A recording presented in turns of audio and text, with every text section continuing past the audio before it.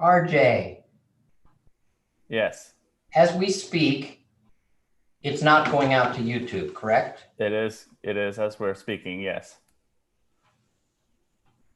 Is there the availability of me to use the chat feature through Zoom?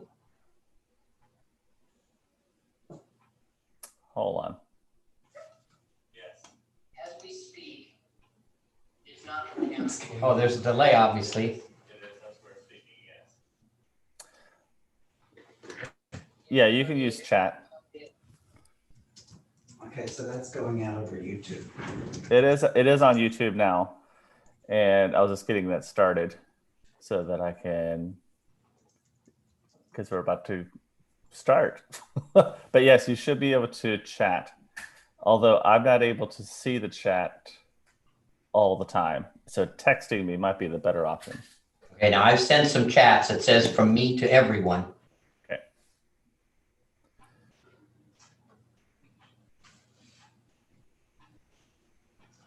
Yep, I can see your chat. Yeah, I Okay. see it. And if I could, John Mark, you keep buzzing for some reason. I don't know if it's you're. It sounds like you have a crossed wire, or you're not plugged in all the way, or something. is that any better? No. Can y'all hear it? Yes. Yep. Mm-hmm. Hear the buzz? Yep. Maybe if I unplug my headphones and just do it this way. Well, try to just unplug and replug.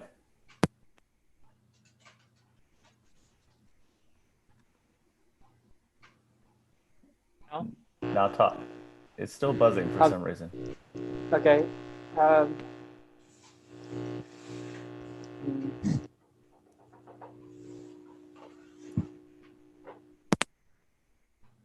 Unplug.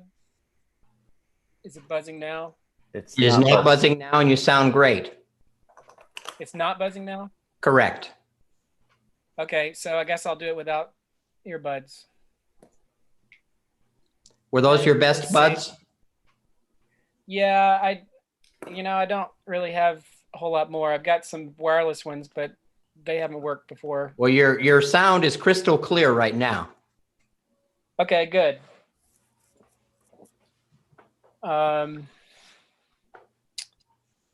Do I have screen sharing capabilities? I do not. You will in a minute, as soon as I get this other thing set up. I'm going on mute, so if I have something to say, I'm going to do it with chat. Okay.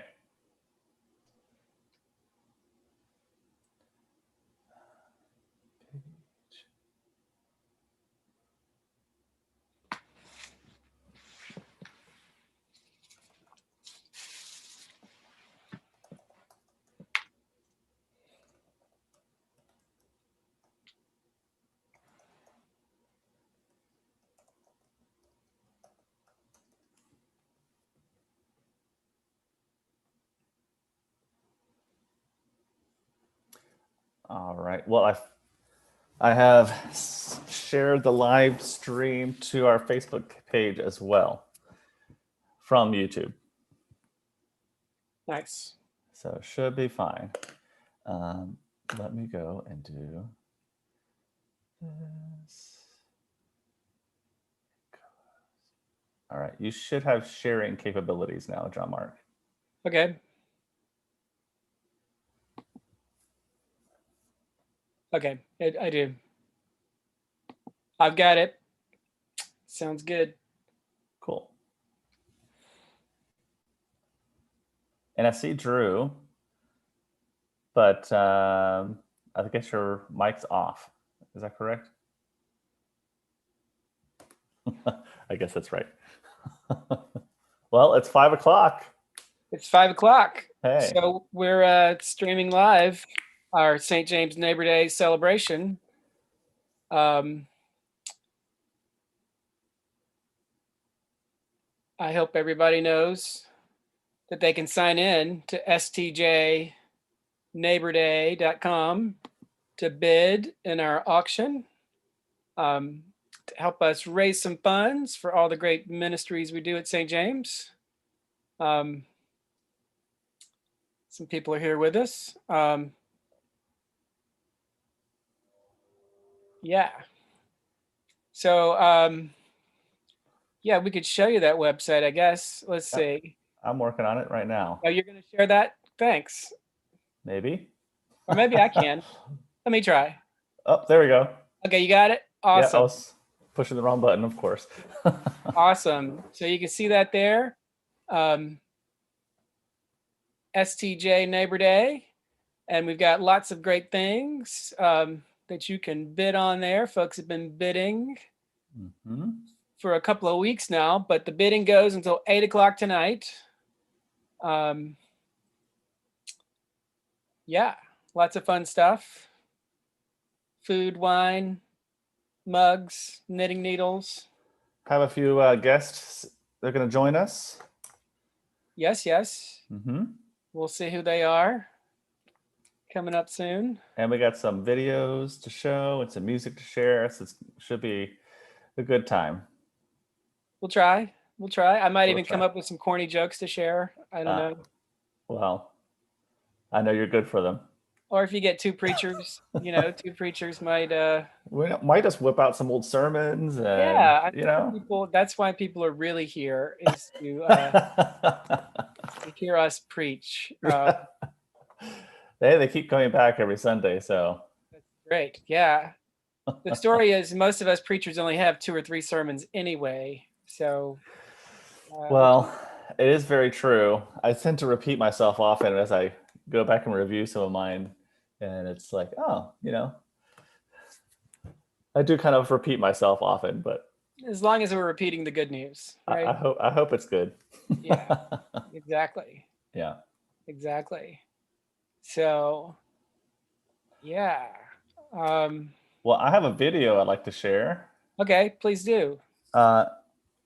So Kevin and Drew have been working hard on these videos. They did some interviews with folks from St. James and asked them all kinds of things from how they arrived at St. James to what they like about St. James, what keeps them going, even about their favorite foods and their pets. And so it's a little bit of everything. So we have a bunch of these little interviews to share with you, and it's kind of a hodgepodge of themes. So keep coming back for those. And so I will screen share this with you all, and you have to bear with me because even after all this time of COVID, I'm still working on how to screen share well. So let me make sure. Yep, I did that. That you'll be able to actually hear it. All right. All right.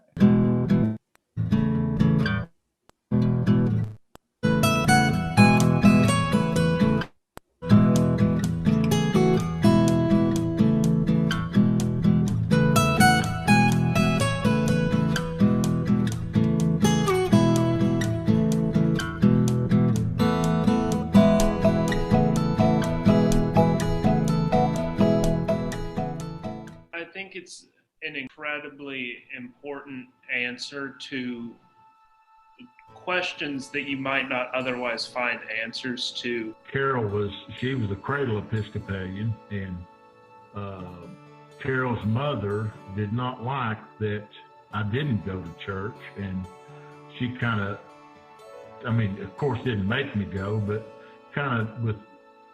she was subtle about it, but finally got me to go into church, and I really enjoyed it, and especially with our kids.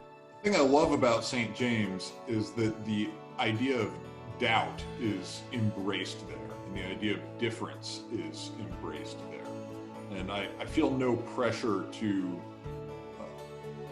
believe a certain specific thing or to conform to some kind of mold. So it's a very open place that allows me to explore my faith and what it's about without any kind of judgment, but with lots of love and lots of warm guidance from the community there. I grew up going to church pretty much every week. My parents didn't really give us a choice in that. And toward the end of high school, got a little bit more rebellious toward that for various reasons. One of which was kind of realizing who I was as a gay person and realizing that that didn't really line up with what I was hearing at church. So I wrestled with what that meant within me. I kind of turned in against myself because of it, but still felt kind of distanced from the church at the same time. I have felt called to different things at different times at St. James. When the kids were small, I really wanted to do Sunday school, kids Sunday school, and I really loved it. I still have a great affinity for that. But then when my kids started getting older and didn't want me in the same room with them, I found that I was being called to something different. And that's always worked. So I can tell you that I have always felt like I wanted to be a real part of a place that wanted me. And that's been my experience at St. James. I think that what motivates people most of the time in doing the ministries and to continue doing the ministries that we do is relationship.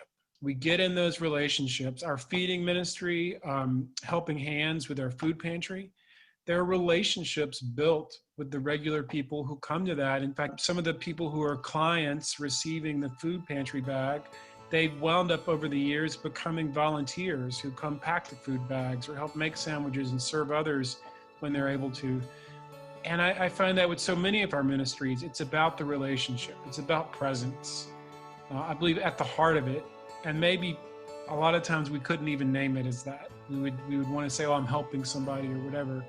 But it's about that being present. I think that's what motivates us, and that's where we meet the real presence of Christ, is in serving others. I thought, well, I'll try another liturgical church. And it just so happened that I ran across a online sermon that John Mark had done. And I thought, well, this guy's kind of interesting. I'll visit that church and see, what it's like. And I did, and I've been going to St. James ever since. Just out of the blue, somebody asked me if I'd serve on the finance committee. And I said, well, what do you mean? They shared what it was. It was just like, yeah, that's something I know I could be good at. That'd be something I have lots of experience with. I've worked a lot in the nonprofit community and understand nonprofit finances. So it was almost as if I was waiting for somebody to ask, and it was an easy yes. I think if we're really open to what vocation or ministries we should do maybe or want to do, a lot of times it's just a matter of the right time and the right place and being looking for it or being asked. What gives me hope, what gives me comfort is to know that we have been here before. And I say we as Christians, I say that we as members of the human family, we've been in situations like this before. We have seen moments like this, and kind of what gives me hope is I think of the prayer of St. Francis, which Francis said, Lord, make me an instrument of your peace, where like we don't have to feel like we need to be taking on these challenges or trying to make our world better by ourselves, and that in some way we can be instruments of peace and kind of be like a light in the darkness. The great thing about that ministry is number one, you get to know your team, but number two, when visitors and guests are coming through, getting that cup of coffee after the worship hour, it's a great way to meet them and say, hey, my name's this and what's your name? And I'm pretty terrible about remembering people's names the first time, but it's so important to learn people's names. And I think there are a lot of churches where people come and feel uncomfortable about, even the parishioners feel uncomfortable about saying, I kind of know that I should know who you are, but they're real hesitant to do that. And people can come and go and no one have spoken to them or introduced themselves. Oh, what a sad, what a sad worship experience to, have left without meeting somebody. So that keeps me going. I have to say that St. James is the most beautiful, aesthetically beautiful worship space that I have worshiped in. The stained glass, the altar arrangement, the reredos behind it, the whole place is just redolent of the glory of God. January 5th, I'm going to become a grandmother for the first time.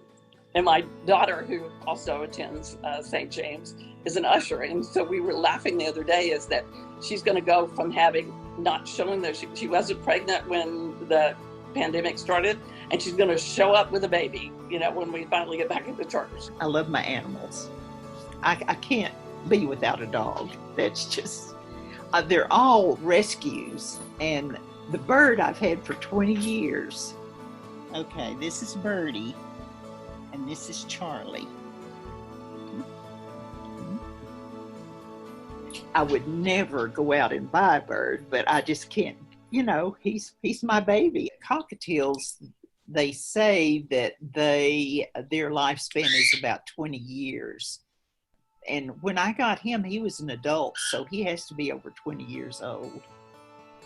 But he is still hanging in there. This is Beeler, Mr. Beeler. Hello. Hello. He's hissing at you. Right now we have one cat and her name is Lucy.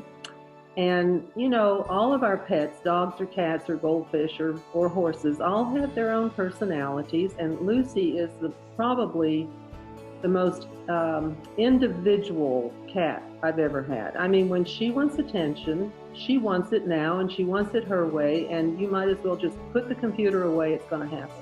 If she doesn't, she's back in another room and you can go in if you want to and she may raise her head and say hello, but maybe not. She may just be busy sleeping. But she's she's a very sweet cat. She lets the children do many things to her that other pets have been a little bit reluctant to. I do love food and I love to cook. And so I have quite a long list of favorite foods. I made egg drop soup a couple of nights ago. I don't know why it even popped into my head, but that was really good. And I like Middle Eastern food very much, and we do a lot of Indian cooking. So one of our favorite dishes that we make a lot is called Bengali dal. It's just a red lentil dish that's very, very nicely spiced. Everybody seems to love that one. I really enjoy the way I'm eating now, and on that plan, probably frozen grapes are some of my favorites. I think they're really refreshing in the summertime when it's hot, and I just really enjoy them.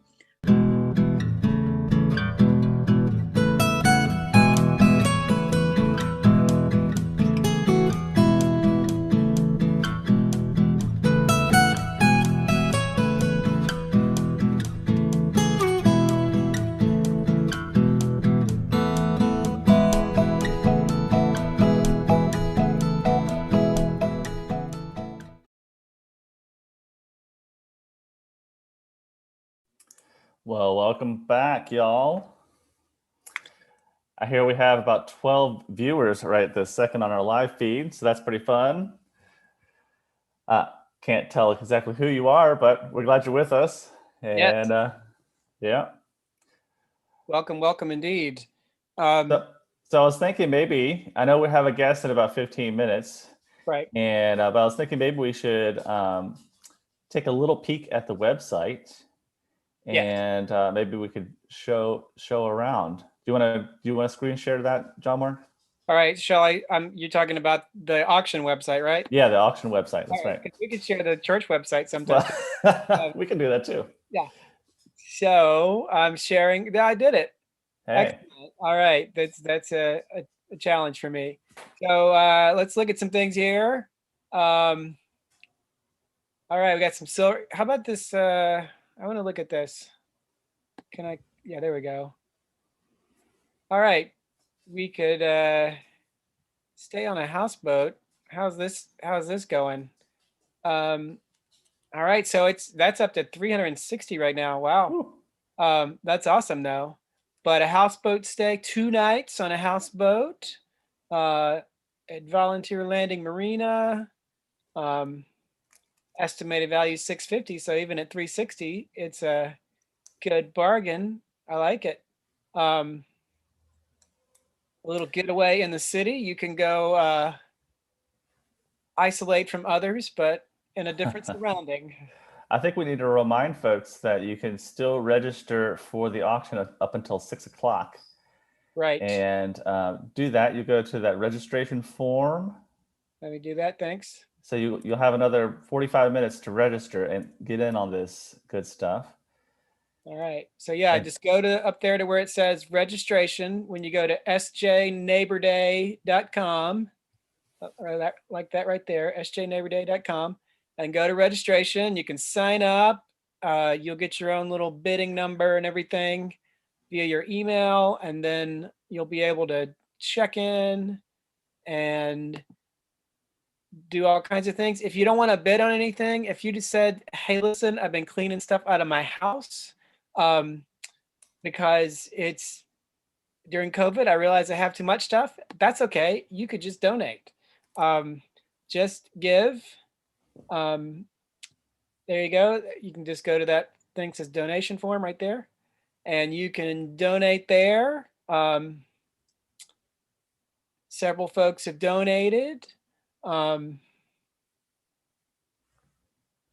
you can make a donation of any kind, and that helps us out. And just a reminder of some of the things we do with all this.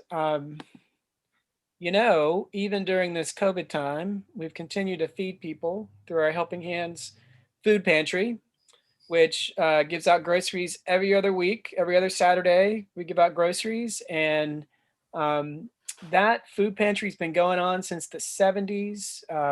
One of the rectors way back when was doing that himself, giving out grocery vouchers, and it grew into this ministry of volunteers joining in and helping with that. So that's been a big part of who St. James is for a long time. And it's interesting, you know, you talk to some of those people, and for a lot of folks, getting a bag of groceries helps them pay for their prescription that week or whatever. And so that's a great ministry we have right there in our neighborhood to folks. So, yeah, so that's one of the things it helps us do and sponsor.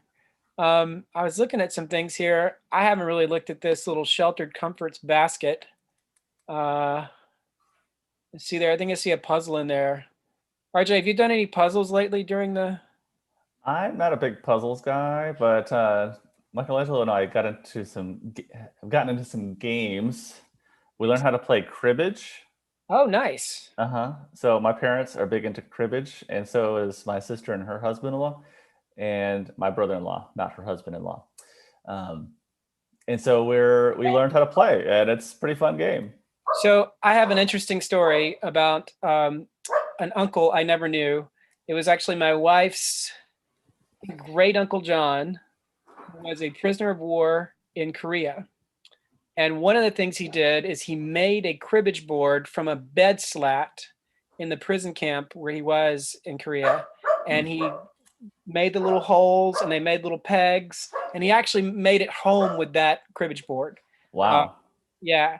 Games are great. In fact, I don't know about you, but one of my things in doing premarital counseling with folks over the past 20 years is to recommend that they play games with each other. Mm-hmm. A lot of folks say you shouldn't play games in relationships, but some games are good to play in relationships. Those kinds of games. We have learned to play a rummy game called Liverpool. And it's a progressive sort of game where you're getting different matches, different sets each hand, and it goes up, I think, like 8 different hands, and you're keeping score along the whole way. And that's quite competitive, I must say. I see in this box, there's Bananagrams, an excellent fast-paced word game. It's only going for $20 right now. So like board games, they're expensive. Yeah, games are expensive. If you get games at the store for new ones, they rack up pretty fast. Yeah. All right. Literati challenge. That sounds fun. Bluffing with wild words and whimsical stories. All right. All right. Another lit wit game. Trivia cards to boost your book smarts. Yes. Good. I know we have a bunch of bookworms that would enjoy these games. Yes, we do. And that's right now, that's only at $20. So go check that out. Games are good. Lots of fun things. I remember, gosh, now when I was in seminary and I was flat broke, we would play spades on the weekends. That was good. And I was in New York City, and a friend of ours came to visit, and she was like, "What are you guys doing playing games, playing cards on a Friday night? You live in New York City." And we're like, "There's $30 in the bank. What are we going to do?" So anyway, all right. Here's some decorative stuff. St. James plate. Right now it's just at $5, but this is a commemorative plate from who knows when. It's before my time that they made that plate. But look at that. There you go. A little memory of St. James. All right. Yeah. Some people might know what all that means. It means it's real. You could bid on that. Bring that up. Some good deals here. Let's see. Speaking of plates, have you been cooking anything good during the pandemic here? Lots of things. Last night I made a pork loin with fennel and some baked what is it? Acorn squash. Yeah, so I chopped them in half, baked them, and then stuffed them with mushrooms and tomatoes and some feta cheese. It was pretty good stuff. All right. My wife just texted me to tell me I was wrong about the Uncle John story. It was her great Uncle John. He was actually a World War II prisoner of war in Poland. All right. So, yeah, there you go. Yeah, I've been cooking some too. That sounds awesome. I've been playing with my Instant Pot. Love doing that. And I have been trying to support local businesses during this time because, those that are doing takeout. And here is a gift card available. Hey, look at that. It's at $40 now, and it's a $50 card. But for Kefi, I know Kefi and Cafe 4. I've been to those. I don't know Vita in the Vault. Kefi is a fun experience, as it is if you eat in, it's Mediterranean, but you could get it to go. It's Mediterranean with different styles. I had definitely had the short rib there, which is pretty good. They also have mixed drinks to go. Well, you can order to go now. Goodness. Yes, I've heard of these cocktails they have. They are pretty good. If that's your thing, do so safely and responsibly. Yeah. And this chicken they have, it's like the skin is so crispy with oh man. The best thing there though is the octopus. Oh, I've had the octopus there. Yes. Okay. We're going to give away that clergy at St. James are foodies. And yes, this is, I do love me some food. So still, that's a great deal, supporting some local businesses and getting out there. Trying to do that also during all of this, I'm just doing the takeout to be kind to our neighbors. who are staying open and serving and keeping people employed during this time, and that's a real challenge. Which I'm excited, that our ministries have been able to keep feeding people and helping people, because people are having a hard time during all of this, with paying rent, with getting food, and so we're able to help with that. Our doorstep ministry, not everybody knows this. A lot of people know that our doorstep ministry, we call it, a volunteer will man the phones as a sort of receptionist for the day. And but also they give little snack bags to folks who come by. And that's Monday through Thursday. And some days it'll be like 10 people. And some days it'll be 20 people. And it might be people who are experiencing homelessness. It might be people who live in Love Towers and need a snack. Sometimes it's the guys who just got an assignment from the day labor place next to us, and they're heading to a job, and they need a snack to take to the job. So it serves a lot of different people in our community. But another part of that is that through people's giving to St. James, through your giving, those who are watching, we are able to help people sometimes with utility bills, and we don't pay the whole bill. We're in partnership with other agencies in town, and we try and help people get things down. We'll talk more about some partnerships later we have, because that's important. A cool partnership with our doorstep ministry is that Three Rivers Market, which is just right down the street from St. James, they give us a box of apples to give out fruit with our snack bags. We were able to include some fresh fruit with that, and that's an exciting thing to be in partnership with other folks in the neighborhood. And they use our conference room for their board meetings, so it's Right. kind of They're they're board- in our doors too. Right, their board uses our space. Man, we open our space to a lot of different groups when we're able to, and that's really cool. Recovery groups, grief groups.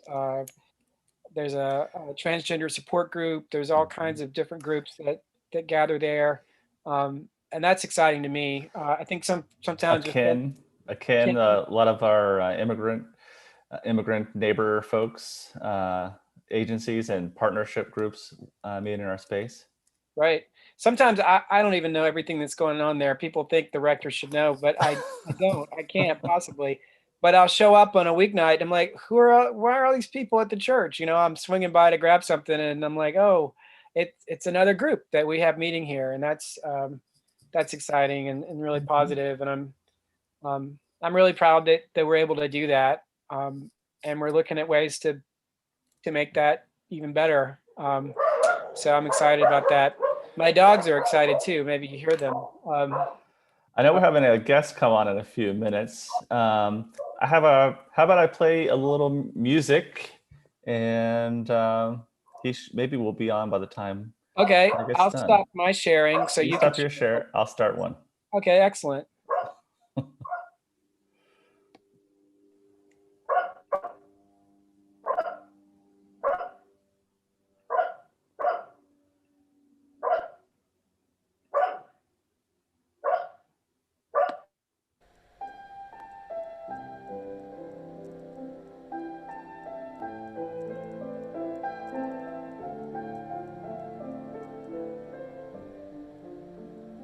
He's got no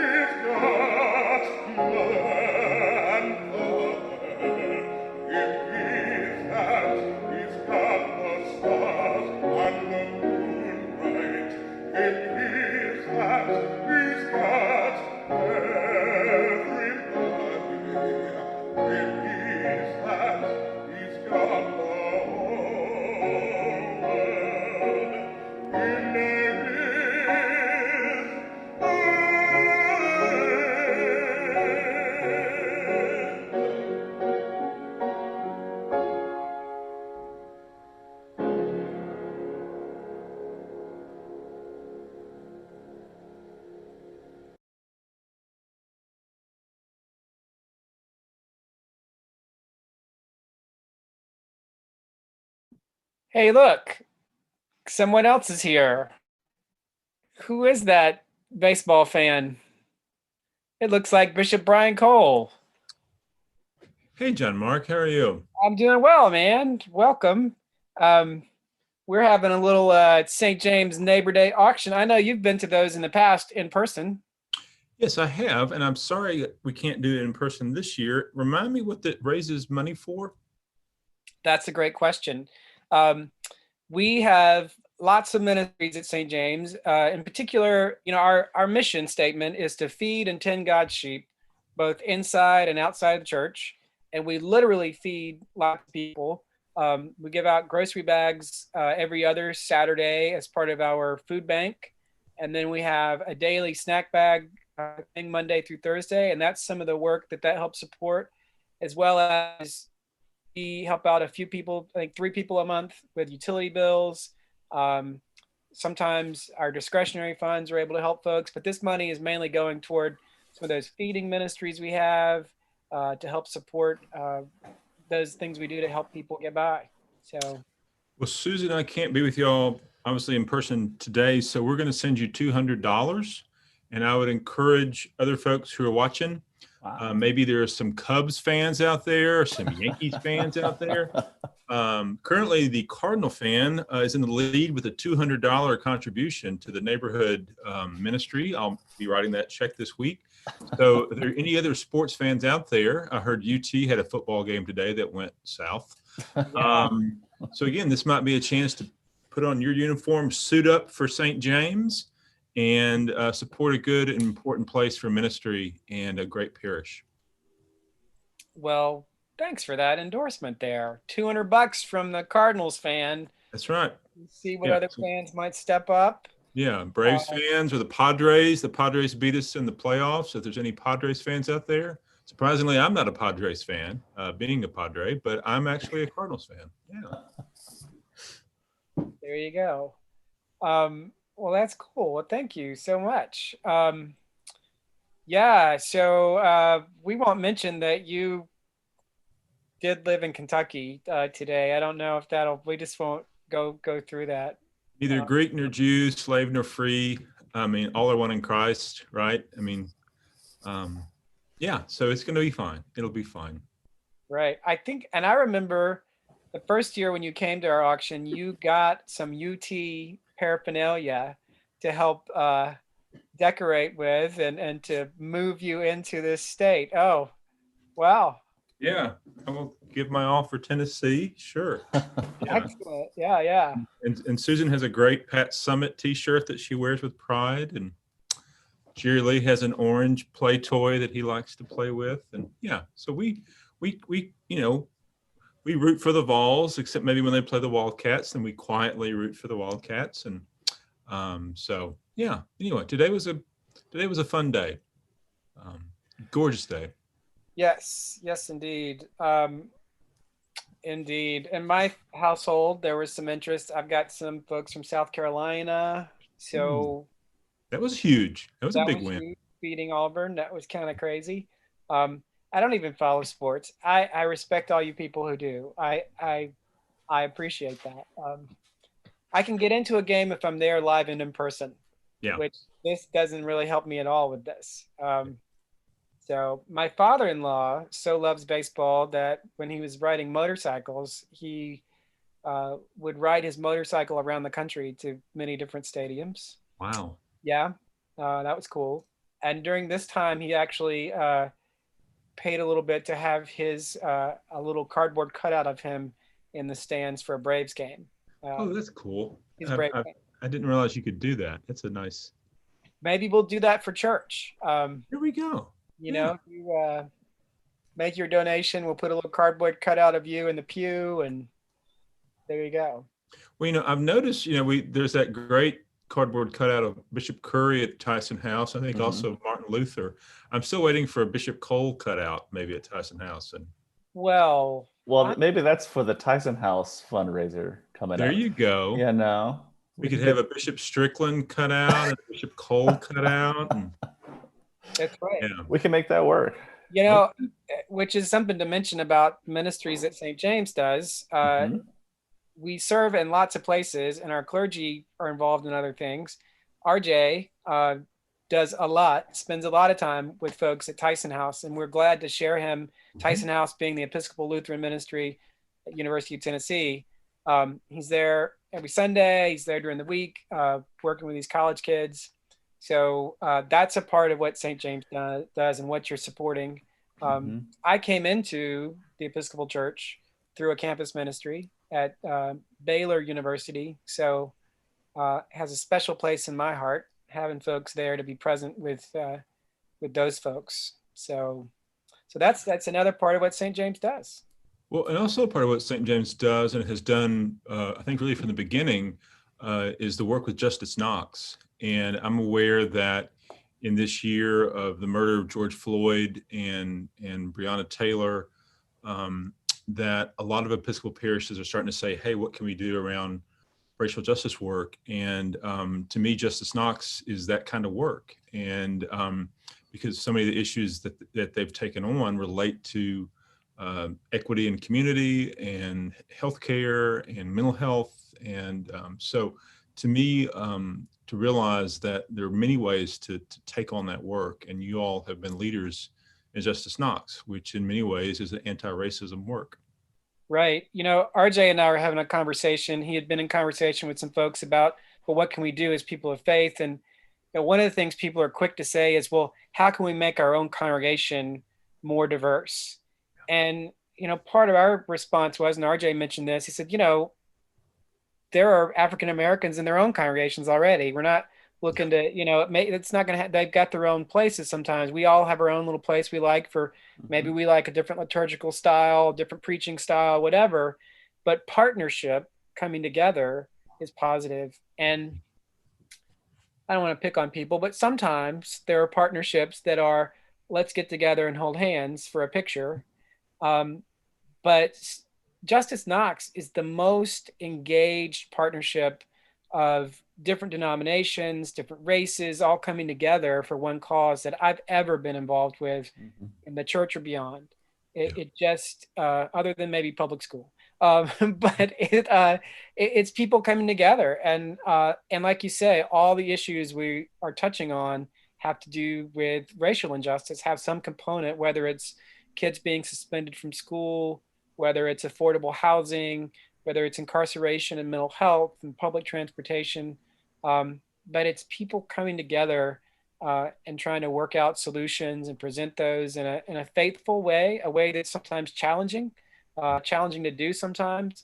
But when it gets down to it, it really is calling for that justice, calling for that relationship, and justice for all people. So thanks for bringing that up. Sure. And I would also want to make sure folks, I don't know what folks have done yet around early voting, but, you know, to do it safely, but to make sure folks engage in that. This week, I went over for the first time to Love Kitchen. I'd never been, I thought, I want to, because typically I've done early voting in downtown West near my house, but I thought, I want to vote somewhere else. And it was a powerful day. It was a long line. I'm glad I took my hat. And it was a chance, just to see a much more diverse picture of Knoxville, and to realize that when I'm voting, I'm not just voting for me or for Susan or personal interest. You know, that whole idea of what does it mean to really have a concern for the common good. And you know, tomorrow's gospel lesson, you know, give back to Caesar the things that are Caesar's, and give back to God the things that are God's. You know, if we believe it's all God's, then we have a lot to give back and a lot to tend and steward. And something like Justice Knox is a big way that we can do that. How long was the line at Love Kitchen today? I was there for 95 minutes, and Susan voted the next day at Downtown West, took her an hour. And you know, there were a lot of older folk at Love Kitchen, a lot of folks in wheelchairs. They did, because you had to walk up a flight of steps, but there was an elevator access. And they said, I think, you know, early voting started at 10. People were already in line at 8, they said there first morning. And wow. Pretty steady. So. Wow. That's it's exciting to see the engagement and to see people really taking an interest in our engagement in the world. And that's a, part of being faithful. I think St. James has really held that up for me, is that it's not just about us getting together and doing our thing on Sunday and see you next week. But really, and that's one thing that drew me when I was looking for a place, when I saw that it was a congregation that we really wanted to be involved in the community. And we were talking earlier about all the different groups that meet at St. James. It's just exciting to see that we're using our space for that. And so in the comments, we have someone that has matched the bishop's gift, and she said, "Go Braves." So thank you to thank you to Catherine Pearson Chris. Excellent. The grimace on the bishop's face says a lot. Well, I'm just grateful to know that they're it's grateful. The Braves have now given, the Cardinals have given. What about the Cubs? There we go. Yankees, there we go. The Mets. Maybe there's a Reds fan out there in St. James world. But yeah, thank you for the $200 match. That's awesome. That's awesome. How about that? Yeah. Hey, Bishop, while we have you on the line, a lot of the things that we're missing a lot of things this year, I should say. And I think one of them is over the summer that we've all noticed is that we couldn't go out to Grace Point, at least for camp. You can go out there, but camps were canceled, and a lot of the things that we do out there is canceled. But talk a little bit about where Grace Point is right now and how we can look forward to that in the future. Sure. So, Grace Point is a gem for us and a real treasure. And I know St. James have had strong involvement with Grace Point, both with the youth program and Margaret Brickley and the folks with Perseo. So when the pandemic hit, like so many things, Grace Point lost a lot of business. There was no way to do a safe summer camp this summer. So one thing we did early on, people were really responsive with giving. And I know Grace Point, some of the staffers did a kind of a fundraiser. Perseo recently has given $15,000 to Grace Point. And then you all know that we have this plan to to build out a final phase of adult lodging at Grace Point, because it's such a beautiful place, but we haven't had really adequate large space for folks to gather as adults. And what we've learned is we're going to build several small cottages, so we can sort of build as we go. We don't want to go into debt. And Roy Cockrum, who's been a very big backer of Grace Point, at the beginning of this pandemic, gave us $500,000, which right now we have about $1.1 million dedicated to build this adult village plan. So we were able to recently sign a construction contract, and we're about to do site prep and then sewage work and sort of build 2 or 3 of the first cottages. So again, we don't plan to go into debt. If you have $500,000 sitting around somewhere that you want to invest, Grace Point's a wonderful thing. And also to know that along with Roy, a lot of other folks have been really generous this summer who've been able to be. We know this is not a time for us to have a public campaign for Grace Point, because we want to be sensitive to other places that have more immediate need. Would encourage you at St. James, if this is a place where you pledge, to be generous with your pledge. Knowing that again, parishes maybe are struggling with giving, or to give to ministries of justice and mercy, of feeding. So we knew this was not a time to do a public campaign for Grace Point, but folks like Roy and others who've been able to continue to give have done so. So our hope is that by next summer, our hope would be that we could do some sort of summer camp again at Grace Point next summer. And by then you all will see much new building, and we hope to be able to keep paying as we go and build out what will be a retreat village. And what that will allow us to do, because there had been an initial plan of like one large building, but knowing that just environmentally we wanted to do a better job of heating and cooling spaces in an appropriate way. So to build smaller spaces and more of them will allow us to open or close spaces as we need them. And we just felt like, and it looks more like Grace Point. To me, Grace Point, our job is not to be Canoga. Our job is not to be Camp Allen. Our job is to be a retreat center, that really it's a retreat center and a camp. And we've done a great job of making it a great camp. And we want to build out the idea that it's also a retreat center, because my sense is, even now in the midst of the pandemic, people need safe places to go to be outside. So yeah, I would call Brad Jones about coming out and using the space in some way, and knowing that when the pandemic is over, we definitely will need places to gather, to just make sense of who we are now in God's world. And Grace Point's a great place to do that. That's one of the things that we're missing this fall. Our Tyson House fall retreat's we've done that at Grace Point for the last years since I've been there, and we love going out there. And I am very excited about these retreat houses. The tree houses are nice, but I think these are going to be nicer. So I'm looking forward to this. Yeah. And camp can really change a kid's life. We've had our Episcopal Church women and St. James. We've helped send kids to camp every year.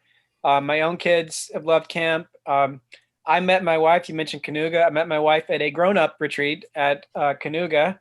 Met this nice lady 25 years ago. And then my oldest son, went to Grace Point, and then he was working at Grace Point, and he just married this woman who we met at Grace Point. So we are all about Episcopal camp and retreat conference centers in our family even. So it's really special to me. So yeah, good stuff out there. Thanks for that report on that. That's cool. Yeah. I want to go back and just say a pastoral word to UT fans who are hurting today. I think these are moments where you can sort of maybe just reflect on what happened, and how it makes you feel. And often when I feel sad like that or frightened, again, one response is to give money to St. James and to the neighborhood auction. And maybe, it's been 36 years since UK had beaten UT in Knoxville.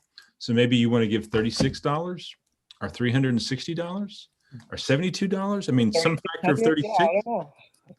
So again, and again, I think it will help. It will be like a balm of healing to give in this way, and to give to give in memory of Johnny Majors, to make a gift because next year you're going to beat the Cats when they go back to Lexington. But yeah, I would use this moment where you're in some pain and do something productive with it. So. Yeah.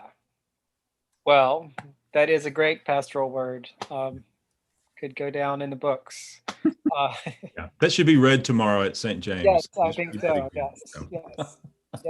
Across the diocese, it's a letter from the bishop to be read in every congregation. Oh, it is hard. Also, while I'm here,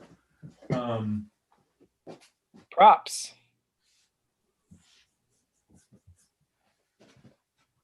Suspense. I can't see what he's got. Buy this book. And this doesn't even cost $36. I'm not sure how much it costs. But during Advent, I'm going to read, we're going to have 3 Monday nights with the author of this book, who actually teaches at Baylor University. He was there when I was there. Greg Garrett, A Long, Long Way, Hollywood's Unfinished Journey from Racism to Reconciliation. And Greg is the canon theologian, or the theologian in residence at the Paris Cathedral, and is a gifted Episcopal layperson and teacher. He spoke at the Tennessee Layman's Conference this year virtually. And so on November 30, December 7th, which is also my birthday, and December 14th, we'll have 3 Monday nights. I think it'll be like through Facebook Live.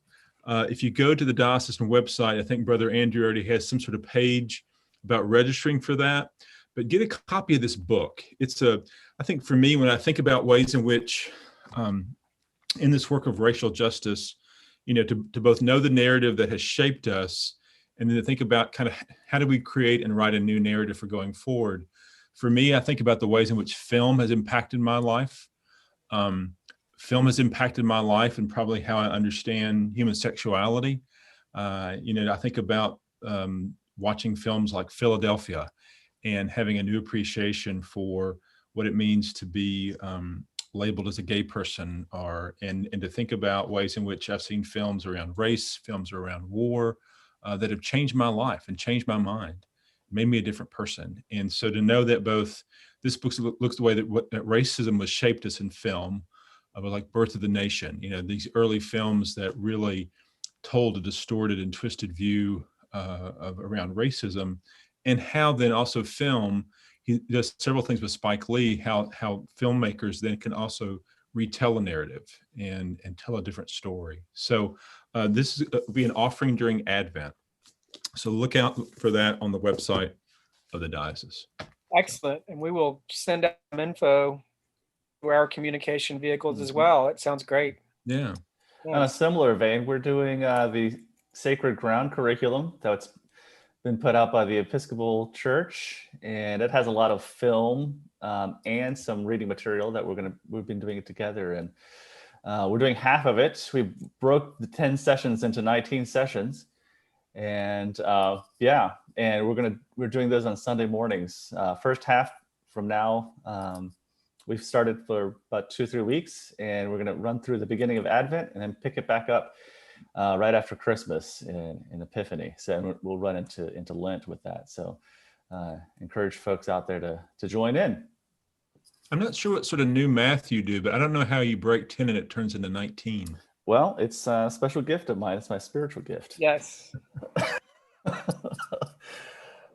Jesus had similar math with loaves and fishes, and I was just following suit. The theological sort of math, divine math. Yeah, good stuff. And it's, it's crazy as these times are. We have some really neat tools that we can connect with some great speakers from afar and share things from afar. We can have people just sign in from their living room to have some conversations, and we can share things. And so there are some gifts that even beyond this, we're going to keep using these things because we found them to be valuable. We found that putting this auction online is a good thing because people were able to bid early and do things and look at it beforehand in different ways. And so we're going to keep some of those aspects in the future as well, because it's, and now it takes some of us, some learning, some study, but we're trying, we're doing it. We're on that learning curve somewhere. Yeah. So being creative, and part of what you talk about things we're raising money for, when you think about having a church, when we move into using this technology, we realized, now this is something, those listening, Bishop, so years ago when St. James got on the internet service available was DSL. I don't even know what that stands for, but it's a step above when you would, press the button and you would hear your phone dialing. It's just a step above that. So it was really slow internet. So, but back then it was fast. Right. Well, back then it was like, fast, right? Like 20 years ago, we're like, this is the best stuff. And it was really inexpensive for us to keep that. And it turns out, I think the service we had is doing away with it anyways pretty soon, but they had sort of let us hang on to it. And this happened and we're like, oh no, we can't really stream stuff very well from the church. And so we're having to say, oh, we need to upgrade that. And so we're in the process of upgrading a lot of that. And then it's like, well, maybe we need a new camera and some sound equipment to help us do these things. Because the cool thing is on Sunday mornings, we've had people who, there's a woman who'd been at St. James for years and then it's gone to live with her daughter and she's tuning in from North Carolina. There's a woman who can't get there on Sundays because she's tending to her mother who's homebound, and she's able to participate and help lead worship sometime. I mean, it's like, we're learning some things that is a great way to be inclusive and include others, which is a great value that St. James has had, wanting to bring folks in and involve everybody. And so we're learning some things in the midst of this. Sure. Yeah. We're going to do I guess not next week, but the next week, our clergy conference will be done this way. And we're going to have Lauren Winter, again, a great gift, teaches at Duke, and she will be leading that, but she'll be leading that from Durham, North Carolina. And so it's a chance to, for our clergy to gather in a different way. We're not at Canuga, we're not at some of the places we've been in the past, but to still be connected to each other is important. RJ's on the standing committee, and John Mark's on the Commission on Ministry, and those groups have been meeting this way. And so, environmentally, again, I'm grateful for the chance to connect with each other. And so we're not having to drive all over creation. My guess is in the future, we'll continue to make some use of these because it's good stewardship, a good environmental stewardship. It respects people's time. Those of us who live in Knoxville, a diocesan meeting, you drive across town, but for a lot of our colleagues, you're driving across East Tennessee. And so I think it respects their time. And so it's been a lot of good gifts out of this. Mm-hmm. Any more giving from Braves fans? Yeah. We've had $200 from the Cardinals, $200 for the Braves. Any other fans want to give for your team? We have a shout out from Margaret Bickley. Okay. And again, thank you, Margaret, for all the good giving from Curcio. And again, I'm aware that the UT fans maybe are not quite prepared to give. I realize you want to attend to grief, but again, I would encourage, and I know you're out there, to think about giving $36 or $360 or $3,600 to acknowledge just how many years it had been since UK had beaten UT in Knoxville. True. I think Prince's song "Purple Rain" came out in 1984. Wow. Born in the USA, 1984. I think that the first year the MTV Video Music Awards was 1984. So a lot has changed. I think Tetris started in 1984. And these are all historic things. They are. Wow. And we are becoming a historic congregation. So almost at 100 years. 2023 will be 100 years. Well, that's right. Because I know y'all begin to have some conversations around that. Yeah. So really trying to look at things and say, hey, how do we keep on thriving into the future? And all of you who are listening to us now, while you listen to us, you can go to the website and make bids on things to help us keep moving into the future. That'd be awesome. Or a straight up donation in honor of your favorite team. The bishop has thrown down the gauntlet for the Cardinals. He stepped away for a minute, but I'm like, oh yeah, I forget that's a baseball team. But anyway, what do I know? I was never good at baseball. Oh, but there he is. Wait, what team is this? Oh, the Pack. So here's something I'm willing to donate. I've had this for a long, long time, and I don't know even why I got it. But this was from a fair trade shop in Louisville, Kentucky, which I bought years and years ago. And it's a fair trade sports football made by adults paid a fair wage in Pakistan. And I've had this forever. And, and it's fair trade, all that. So I would be willing to the highest bidder. How about this? If you give $100, the first person to pledge $100 for the fair trade football gets the football. And if you want me to, I don't know why you'd want me to do this, I'd be willing to sign it. I don't play football. But anyway, I'm willing to donate to give this football away that I've had for many years. I've moved it several times. And it needs a little air. But for $100, if you let RJ or John Mark know, if you'll pledge $100 for the football, I will bring it to St. James or somehow safely. We'll meet in the parking lot somewhere safely. And I'll turn this over to you. If you want me to sign it, I'll sign it. And yes, this is along with my $200 gift, for $100, I'm willing this football to go to a person who believes both in fair trade and red footballs. So folks, comment on the YouTube. First person to comment on the YouTube or texts me or John Mark with your pledge, we'll get that to you. So rush to the phones, rush to your comments. Yes, indeed. That's awesome. Well, thank you for that. Wow. Yeah. Gift. Fun. Yeah, I thought, what am I going to do with this? And so now I can $100.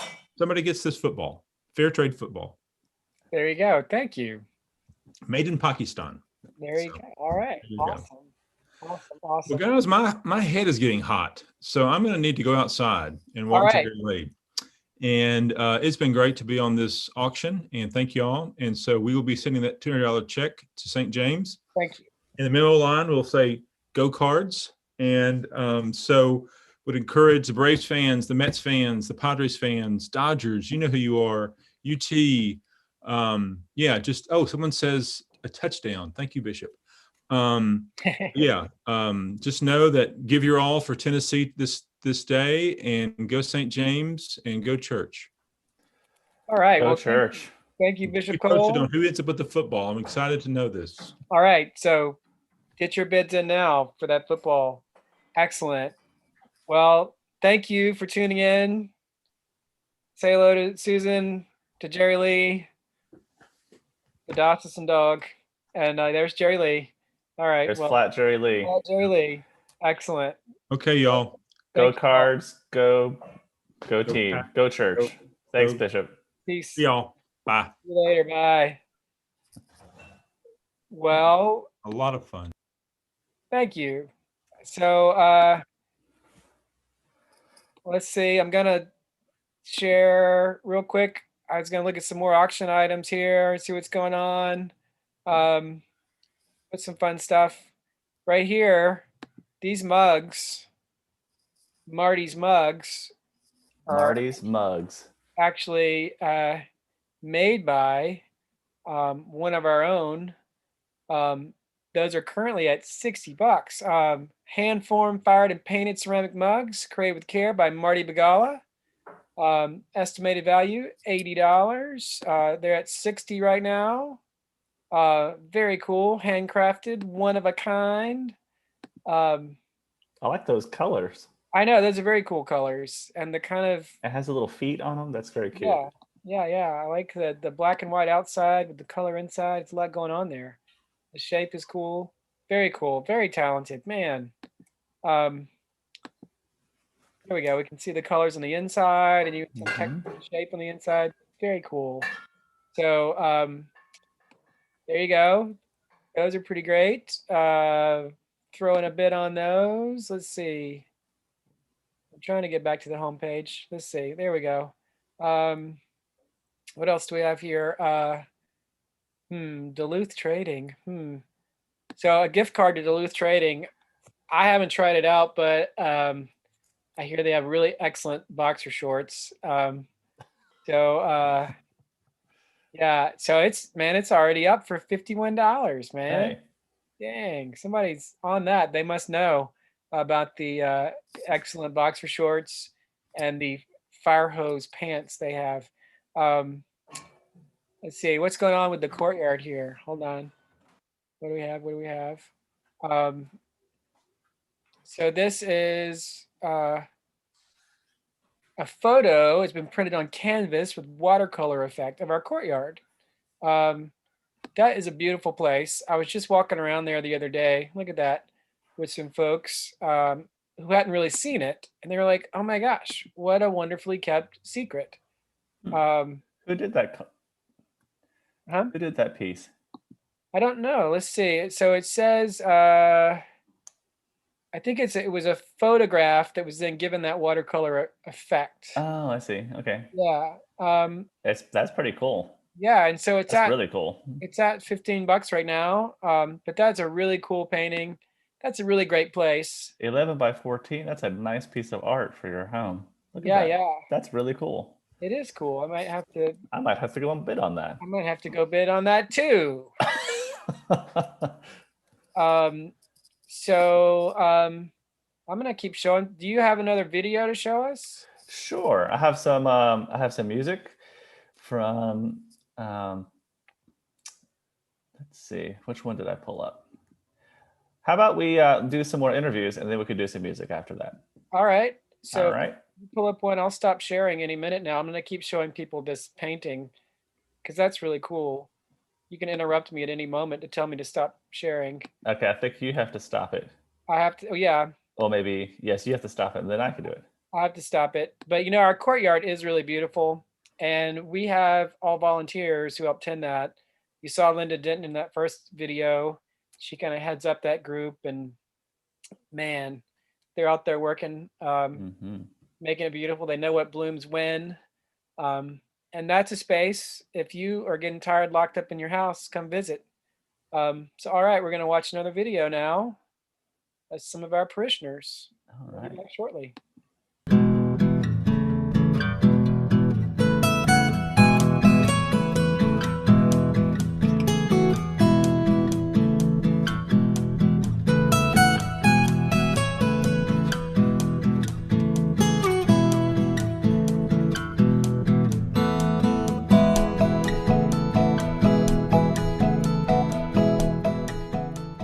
I have a relationship with my friends, my family.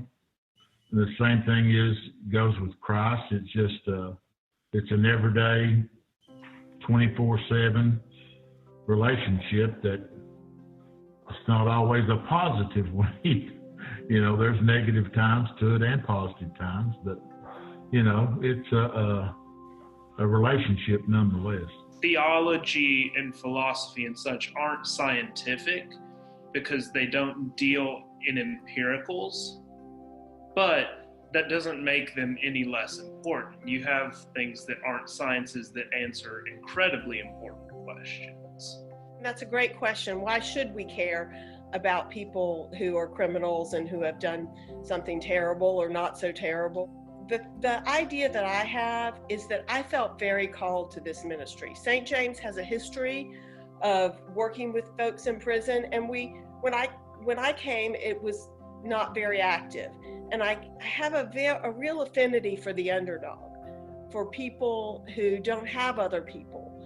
And what happens when somebody doesn't have people in their lives is that bad things will happen. They can't get situated. They don't re-enter society well. From a purely practical, if you only want to think of a purely practical, it's better for our whole society if people come out of prison more whole, if people come out of prison feeling loved, if people come out of prison feeling that they have possibilities. When I met Marilyn, started going to church with her and really liked the Episcopal Church. I liked the atmosphere there. I liked the family style that it had, and the fact that people were interested and they were caring. I also love that we, in the Episcopal Church in this area, it's the custom to take communion every Sunday. And I love that because I need communion every Sunday. The Daughters of the King pray the prayer list. They pray for every single person on that prayer list. Some of us are doing it every single day. Now, some of us get around to it maybe once a week, but we are praying that prayer list, and we mention every single person on that list. And then I've gotten involved with the Kitchen Guild. We've had some days where, like with Lunch Bunch, the plates were piled to the sky, it seemed like, on that window counter. But what keeps me going past that Martha kind of frustration with that is that the team is there, everybody's pulling together. We always find something to laugh about, and we always get the job done. So the very short-lived frustration of that is so overwhelmingly overcome by the benefits of being on the Kitchen Guild. One of the things that's been very important to me is being a lay reader. And the lay reader basically leads evening prayer at St. James. Of course, technically you lead morning prayer or evening prayer at any of the daily offices, but at St. James we do evening prayer. And I didn't get into it to lead it, to be honest. I thought, well, I'll go to evening prayer just to sort of find out what it is and I really liked it. It's not the same by any stretch of the imagination as being a lector and reading scripture during the regular worship, the celebration of the Eucharist, but I do that too. I love working with the kids because, number one, they're really, really smart, and they have not been jaded by years of watching too much media, too many things happening around the world. They don't judge people, they don't judge me, and I like that. I've worked with kids and adults, and I like them all. To me, it's just always been part of my life, and I can't imagine not having that in my life and having the faith and being able to pray about things and to study about things and to just appreciate life in general, appreciate nature and this beautiful part of the world in which we live. I occasionally participate with the prayer shawl, which is a group where women, men knit and crochet different shawls for people who are sick or who are going through significant steps in their life. I'm wearing my prayer shawl that I recently got because I broke my ankle. It was just very, very comforting. My son, I'm going to brag a minute. My son works for NASA on the Mars Orion mission in life support. Talk about getting your dream job. And my daughter is a potter. There's a pot behind me that's hers. There's pots all over there that's hers, but that one right there is Catherine's. She's very talented, passionate. Her pots are her babies. I've got 3 cats and 3 dogs, and I've got a fish and an ivory mystery snail. I love to watch my ivory mystery snail because he looks like he's alien. He's got great antenna, and he's got these funny eyes that are on an antenna, and he's got like this elephant trunk thing that kind of goes up like a periscope looking for food. I had a huge dog named Jupiter Jones. He was 175 pounds in his prime.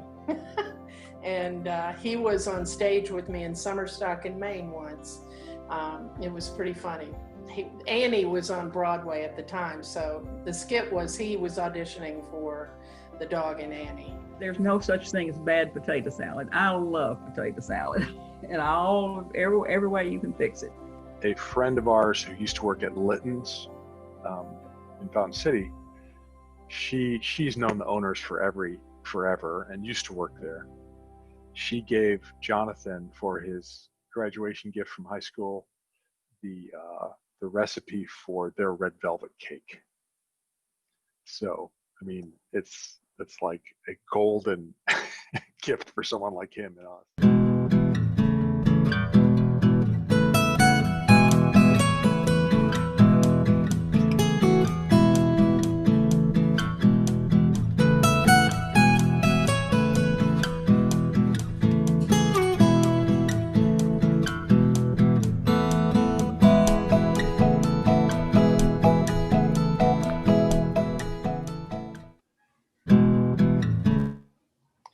All right. Excellent. So getting to know some of the folks from St. James there, seeing some people you know, and hearing about their lives and their experience of St. James and life and everything. I'll do a quick shout out to Kevin and Drew. Kevin did all these interviews, and I know I'm not sure exactly. It was a joint effort, and they've done amazing work with these interviews and putting them together, and it's some fun things. Also, if you're interested in watching these interviews, all of them have been put on our website. And let me see if I can find where that page is. It's stjamesknox.org and then /present, PRESENT. And if you know Drew, if you know Kevin, Kevin is a pun master, And if he says something, he may at any point have a double meaning to what he's saying. So present definitely means those who are present and that we are present to one another. And I think that's one of the things about Neighbor Day is that we're aware of our neighbors, but we're also aware of who our people are, and we're neighbors to one another, and we're definitely gifts for one another. And speak of a gift, look who just popped on. Yes, this is Sheldon, my nervous little something or other, and his sister Lily is trying to get in my lap too, and they're knocking my computer around. That's great. All right. I have mine scampering around here. You might hear clicks in the background. Yes. So, and then I got, my dogs are knocking my laptop around. Okay, now they've run out. Goodness. So yes, somebody reminded me Sheldon's story is featured in one of our videos because Sheldon was a rescue. Both of my dogs are rescues, and Sheldon, man, he had a rough start in life. We're not sure he ever really had an owner and was always astray and wound up in a bad situation with a lot of dogs, but they were discovered. And so he was a little nervous from the start, but he found a home, which some people might say that's their story of finding St. James. They were a little nervous at the start. It's funny, I've run into several people who've come to St. James and said, you know what, I'd given up on going to church. But then some things were happening in my life and I thought, oh, maybe I'll try something else. And a friend said, hey, just come with me once. Or they went to the website, they started looking around and went to the website and something caught their attention.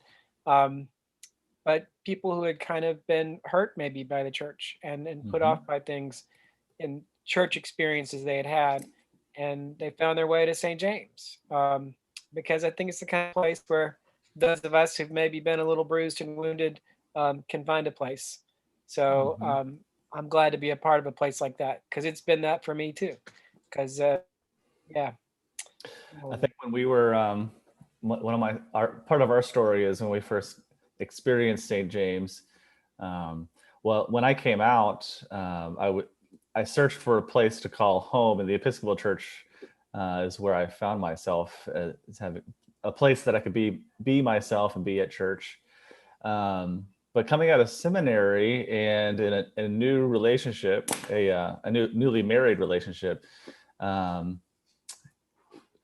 guess Michelangelo and I had not really attended church together anywhere. We had lived in different cities and we had attended parishes, but not as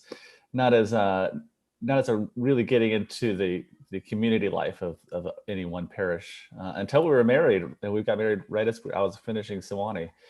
And so one of the things that we noticed right away about St. James was that when we sat in the pew that first week and looking around, it's like, yeah, there's some more of us here, and they're sitting together, and they clearly are couples. And but what really impressed us is that after the service, these folks intermingled with everyone else.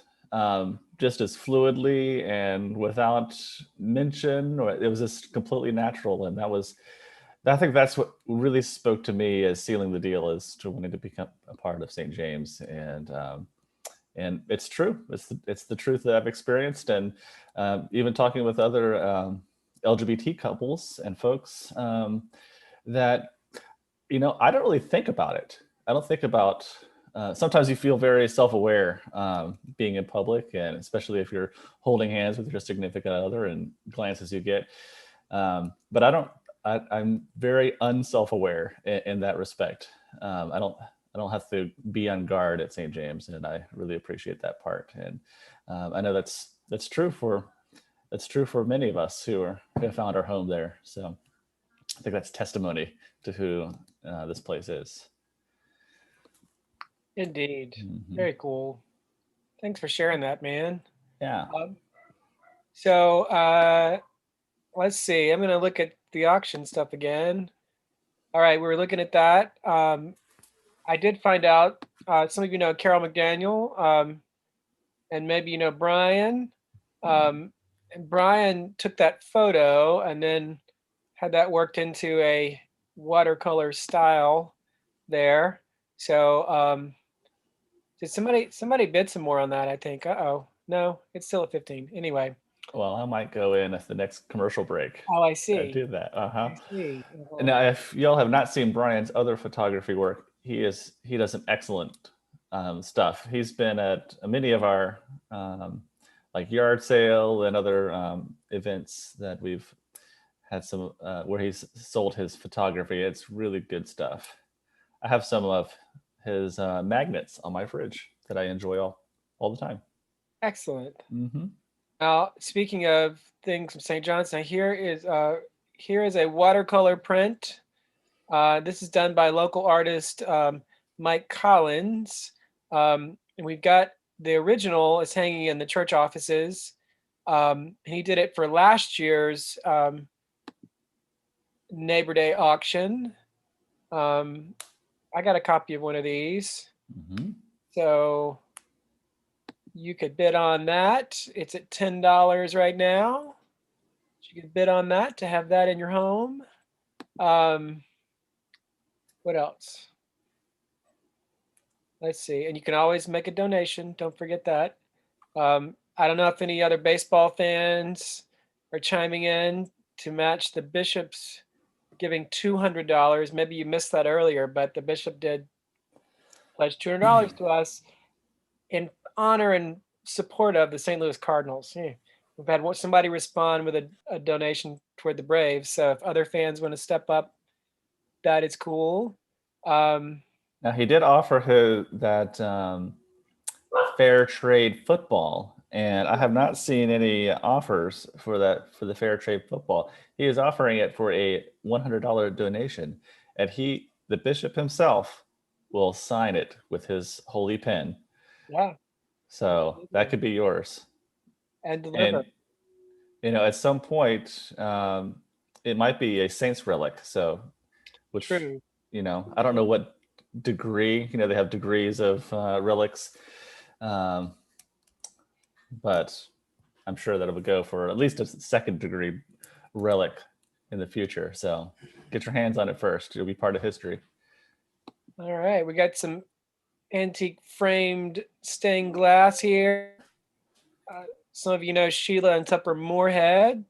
This was made by Sheila's Uncle Bud 30 years ago. So that's on there. A little that is pretty cool. Stained glass. It is cool.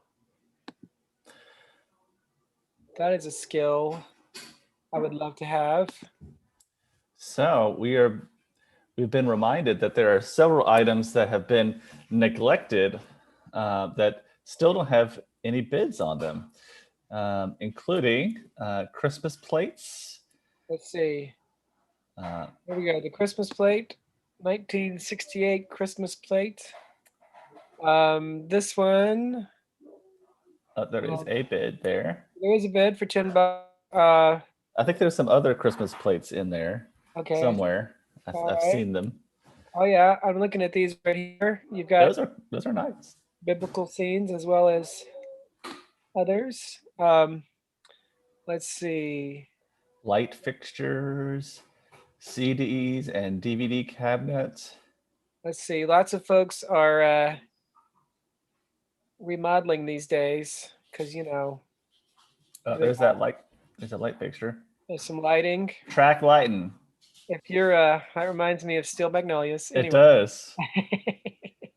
All gay men have track lighting, and all gay men are named Mark, Rick, or Steve. And they have track lighting. Yes. Steel Magnolias. We're all watching old movies and maybe trying to do different things in our house. So if you're looking to spruce up things at your home during this time of isolation, as you're looking around your house going, it's time we change the lighting in here. There you go. Interesting fixture there. It's only at $8 right now, so it could be pretty nice. All yours. All yours, my friends. You could make it yours by bidding here. Let's Let's see. Couple of silver things. I have silver lovers in my family. For some reason, they love the silver. There's a CD DVD cabinet. Nice little wooden cabinet there. $5 right now. Hey. Get things organized. 30 inches high, 24 inches wide, 12 inches deep. It's $5, man. All right, let's hope my wife isn't watching, because oh, there we go, right there. Look at that. I mean, yep. Have you seen those bucket seats? I did see those. Those were looking pretty cool. I was thinking that could be fun to do something with those Tennessee Vol Orange bucket seats. Let's see here. They look at cool in a sports themed room. Yes. Look at that. They probably do well outside too. Very cool. Very cool. Those are only at $30. Fiberglass bucket seat benches, set of 2. Estimated value $600. Look at that. Pretty cool. Pretty cool, my friends. I believe these were on their boat, on Kevin and Drew's boat. I remember seeing them there. Excellent. At some point. That could be fun. Huh. All right. I like it. Very cool. Very cool stuff. So bid often, my friends. Bid often. Or you could make a donation. Don't forget that. There's that donation part there. You go to sjneighborday.com and bid. So time is passing for you to bid and make sure what you want. Shout out to Elizabeth Berman from, she is saying hello from Indiana. Oh, wow. So hi, we miss you all. Hello to Tom and Elizabeth up there. Yes, Notre Dame playing Louisville today. Yeah. Man, miss those folks. And it was David Berman's birthday this past week, yesterday or day before. David Berman, who grew up pretty much at St. James and is now a priest serving in Chattanooga. I love a good bag, so I just had to go look at this myself. Okay, it's at $30 right now. A Carhartt bag sells for more than $30. So, have to look at that. I'm just doing some personal shopping right now. I don't know what you guys are doing. I'm just looking for myself, because you always need something that holds other things and helps you carry them, right? It's true. It's just, yeah. And then I've got a teenager who he's always hauling things around. Hey, John Mark, do you know what the name of that book the bishop mentioned? You know what? I can find that. It's a long something, but I didn't catch it before he put it down. And you know what? I saw an email about that from the diocese. I can look for that. And cool. If you could distract us with something else, I could look for that and make sure. I have some music by our own Stephanie Wayland. Oh, let me stop sharing so you can share that. Yeah, I'll share that with us next. Excellent. We have some talented folks, man alive. I mean, we got our staff guy on staff, Ashley Burrell, who is awesome. And he brings in all sorts of talented people with him. So we've got some talented music folks, and that makes it wonderful. And they've been generously recording stuff during this time of COVID, and we're able to share that in morning prayer on Sundays and right here, right now, and on our YouTube channel. Those things, maybe you're just now getting to our YouTube channel tonight, discovering that we have one, but we do indeed have one. So you were there, and RJ is trying to share some music. I am trying, and I lost the Zoom screen, but I have returned. So here we go. Here's some music from Stephanie Whalen.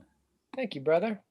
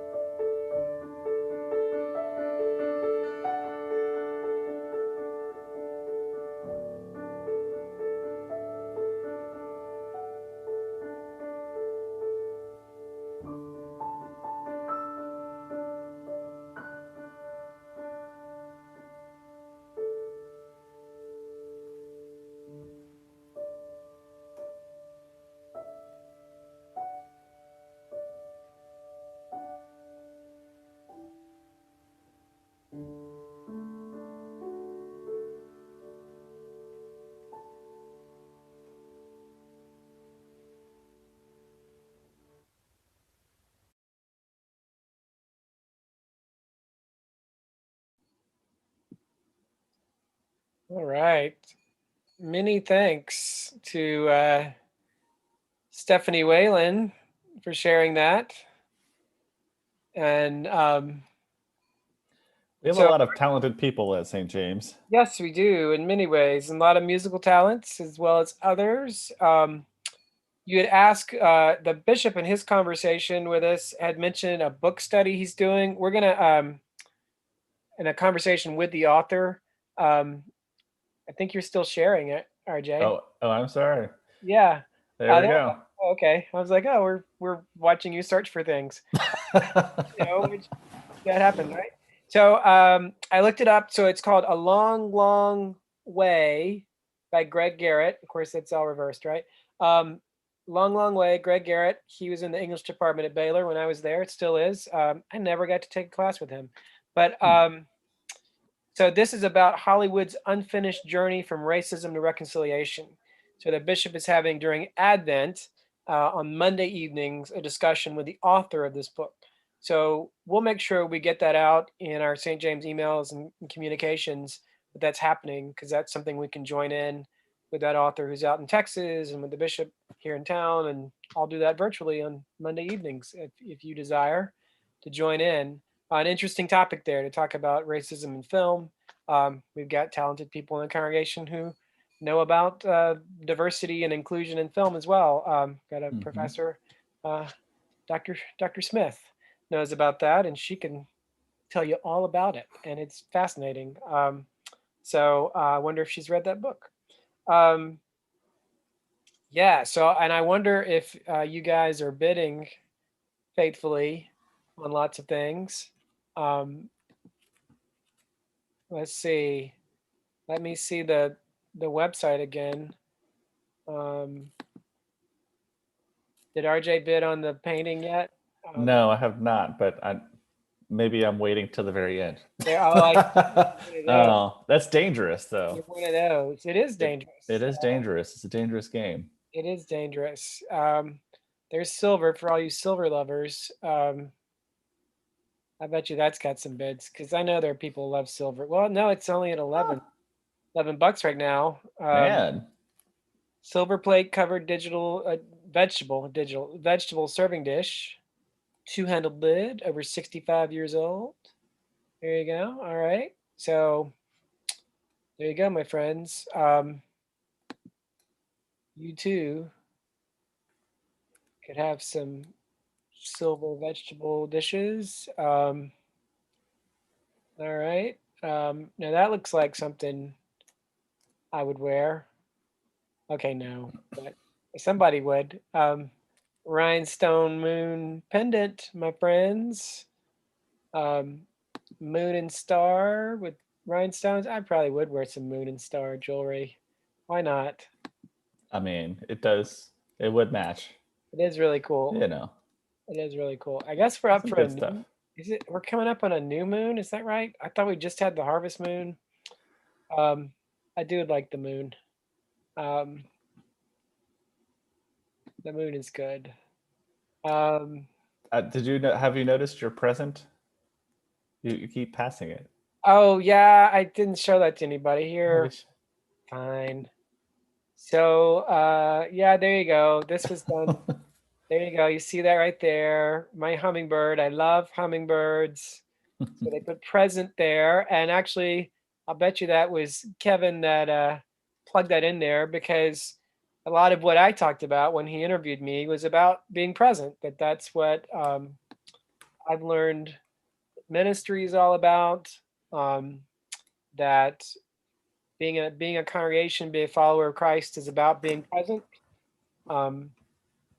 That's what Christ is presence. We talk about the real presence of Christ, but really presence is Christ. And Christ is presence with us all the time. It's not just some idea. And the real presence is not just in the Eucharist. It's in all the sacraments, but also in all of life, my friends. Christ is present, and our being present is how we are Christ in the world. Doggone it. And isn't it strange how we can still be present even in these virtual ways? There's still some presence there. Don't ask me how, but why would we think God couldn't be present through even the virtual? Scrolling through here, more silver.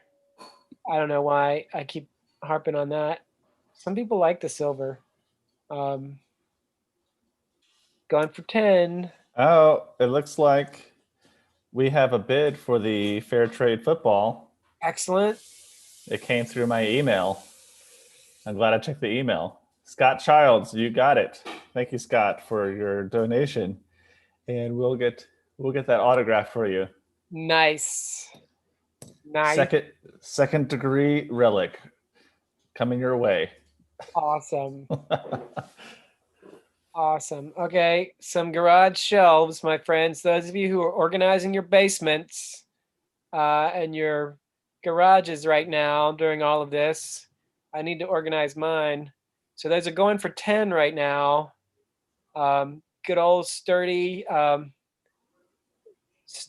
shelves that you could use to declutter your basement, garage. There you go, friends. Sheldon's excited.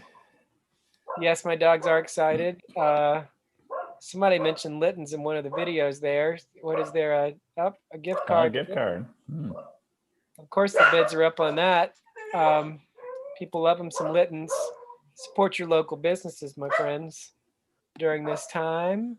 Support your local congregation that is serving your local community. That would be us.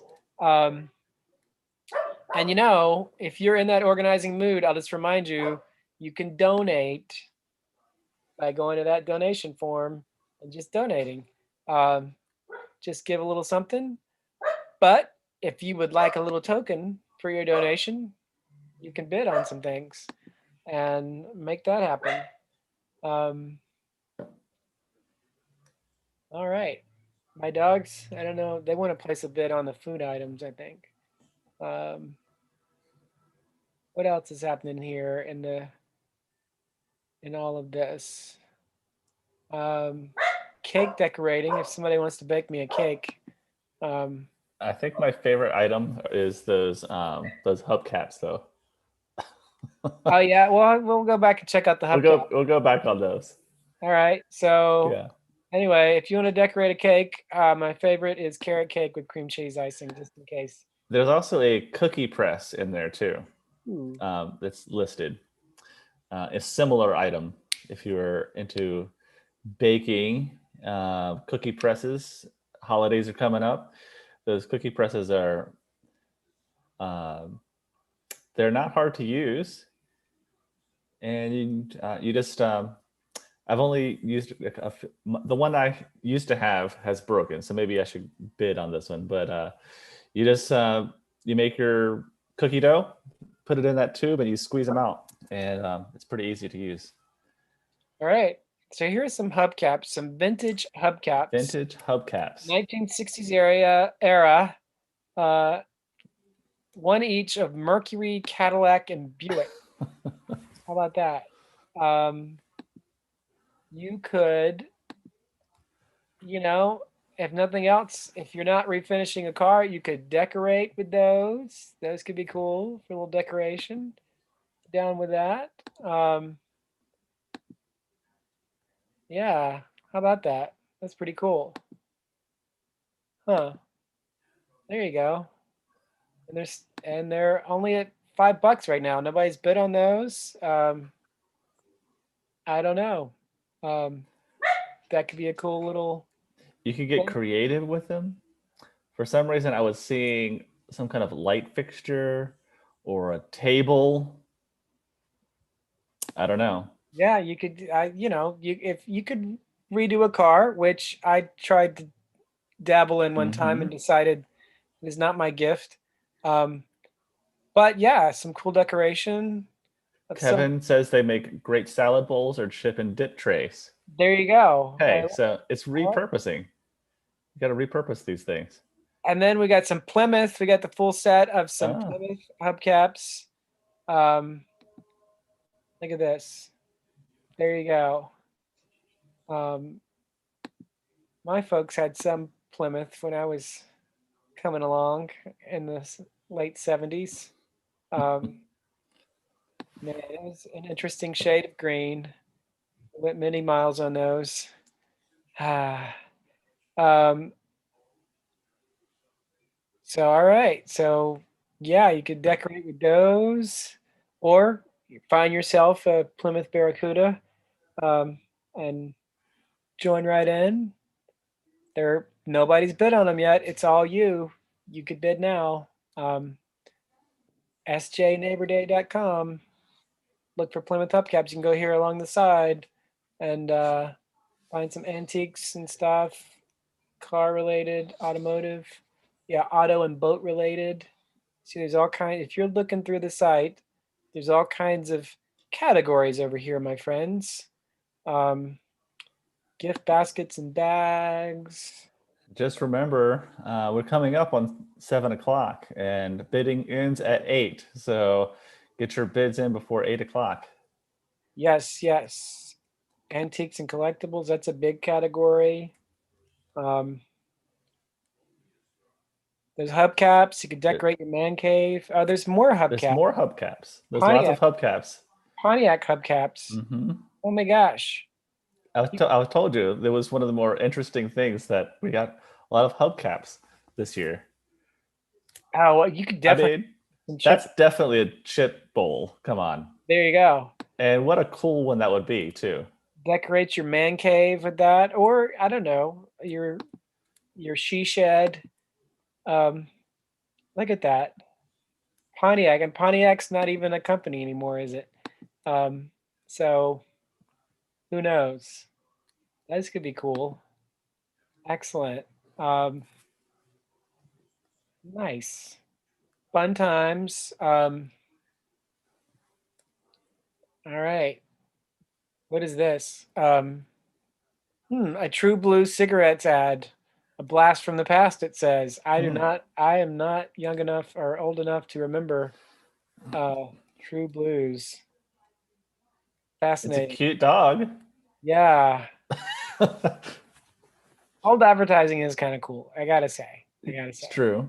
And here's another one, a shotgun advertisement. I mean, these are kind of fun to advertise, to decorate with. Very cool.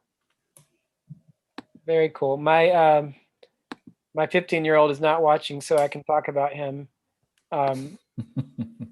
He was saying that he might need to redecorate his room because he feels like it's maybe looks a little juvenile, right? And he needs to make it look like a 15-year-old lives there. So maybe I should see if he wants to bid on hubcaps. Yeah, so this is just the antique section here. I'm scrolling through antiques and collectibles. Yeah, that camera, that's a cool old looking camera. Now see, I couldn't do anything with that, but again, it would just be a decoration for me.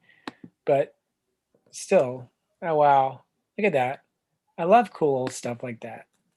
I hope somebody will say that about me one day. I love cool old stuff like that. Okay. Absolutely. Very cool. Very cool. Keepsake boxes. You can bid now, my friends. You're only check out those stained glass. There's a couple stained glass windows that are really nice. Okay, there's that one there's that one we saw. There's another one. It's bigger. Okay. It's really quite beautiful. There's a desk. Those of you who are teaching your kids at home, little school desk. Children's checkers. I'm just scrolling through this craziness, looking to see some candelabra, antique rocker. Ooh, hold on. It's only at $20 right now. Man, hold on. I gotta check that out because you never know. Huh? And that's very cool. Padded, looks nice. Yeah, nice and comfy. I dig that. Wait a minute, let me look again. The little arms are cool. Okay, I'm just checking. I'm not saying I want that. But you know, I might. Miniature dolls. Look out. St. James Trivet. I missed that earlier. Huh. You know, I think this was probably from some fundraiser we did years ago, before my time. I don't remember doing this. I know we've done Christmas ornaments since I've been here, and I've been here 11 years. That says 1970, so that must have been. Okay, yeah, so there you go. they were celebrating 27 to 70. It says 27 to 70, which is interesting. It's confusing, but we're officially chartered in 1923. I believe our building was built in 27. So for years they met in a house that was right next door where the education and office space is now. You know, we've just got a picture in of that house, and I'm going to pull it up and see if I can find that real quick. Yeah, that would be cool. I had never seen a picture of that house until recently. And some of our parishioners, Jane Cliff tells memories of going to that house for Sunday school. Of course, Dwayne Dunlap, his grandfather, Mr. Hopper, was the rector here and lived in the house. And so Dwayne's mother was the daughter of Mr. Hopper, Father Hopper. And she tells one story of the vestry was meeting downstairs, and there was a young man who came a courting. And so she had to walk downstairs with the whole vestry sitting there in the dining room looking back at her as this boy comes over to meet her. So the whole vestry is checking out who is this boy coming to meet the rector's daughter. So I love that. So I'm going to share this picture if it's a good time. I'm going to stop sharing, and you can share that picture. Okay. So this picture was taken in 1927, and it's before the current, I guess, altar area was at. I think that was built in the 50s or 60s. But you can see over, I don't know if you can see up my pointer, but over here is at least the part of that old house. And the steps are still in existence that went from from the street level up into the yard. That's where the labyrinth is now. And so, so a little bit of connection to the history that you can still see on the ground. Very cool. Very, very cool. Yeah, and you can see the house over there to one side, and we didn't have the memorial garden yet. So rich history. Rich history. So if you're hoping to get onto the houseboat, the bids keep going up. So it's open, my friends. How about we watch some more of our interviews? Yeah, that would be great. I love seeing those and hearing about people's their experience of St. James, but also, his favorite foods got in there and pets and all of that. So a little bit of everything. Yeah. Yes, indeed, friends. All right, here we go. Thank you.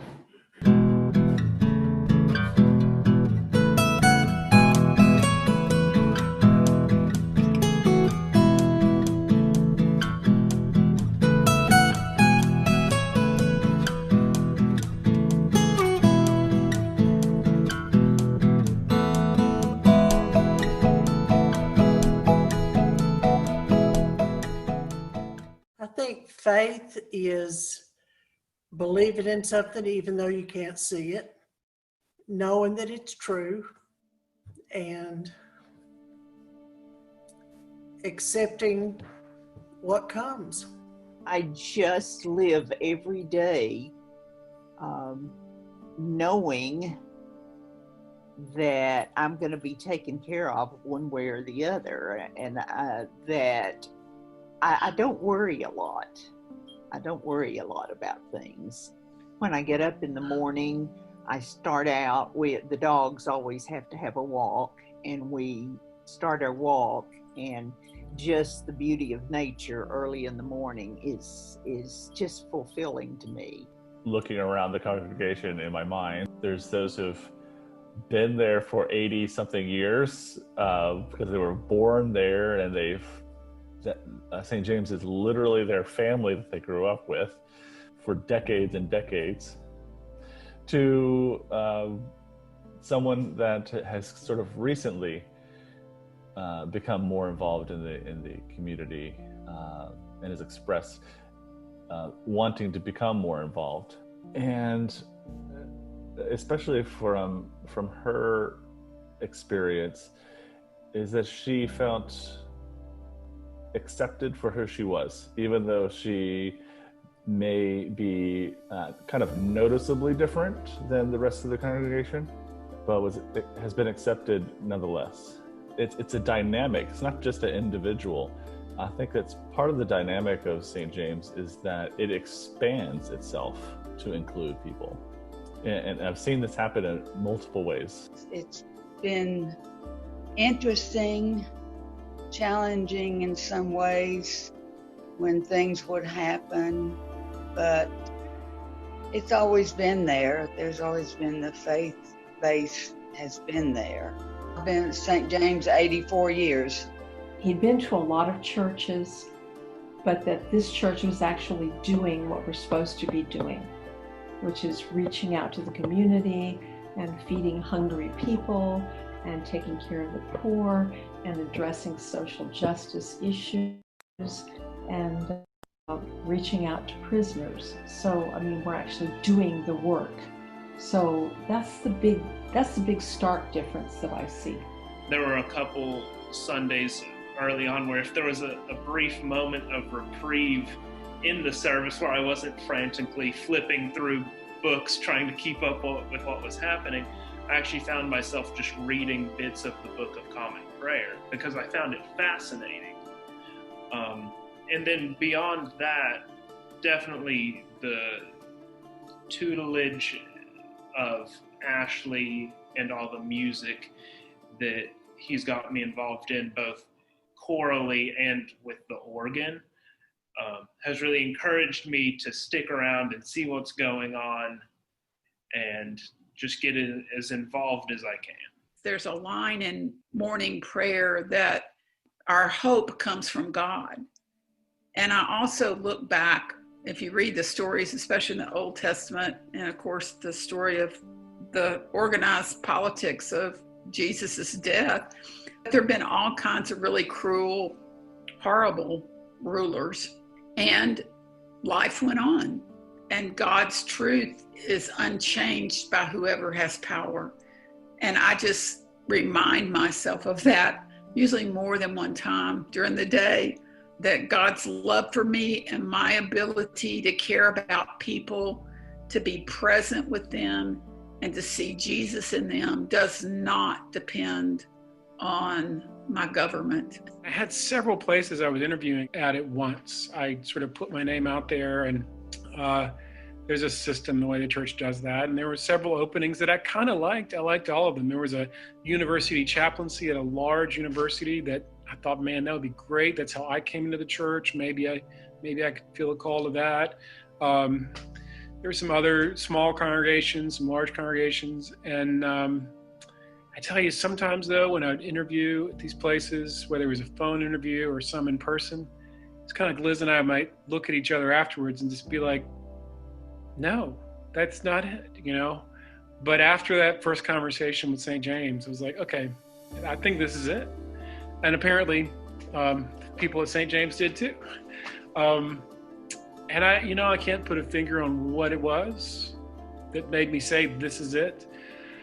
If anything, it's just a place where I feel like I can do my ministry and be who I am as a minister of the gospel in a way that I couldn't be elsewhere. With Helping Hands, I know that there's people that are depending on us. So I know that there's people that are going to be there every other Saturday and needing a bag of groceries. And so that sense of responsibility and duty to people who are in need. I spoke with the guy that works at CARD and told him this past year we had seen some repeats. He said, that's really good. I said, well, the thing is, they're asking to come back because that's what we want.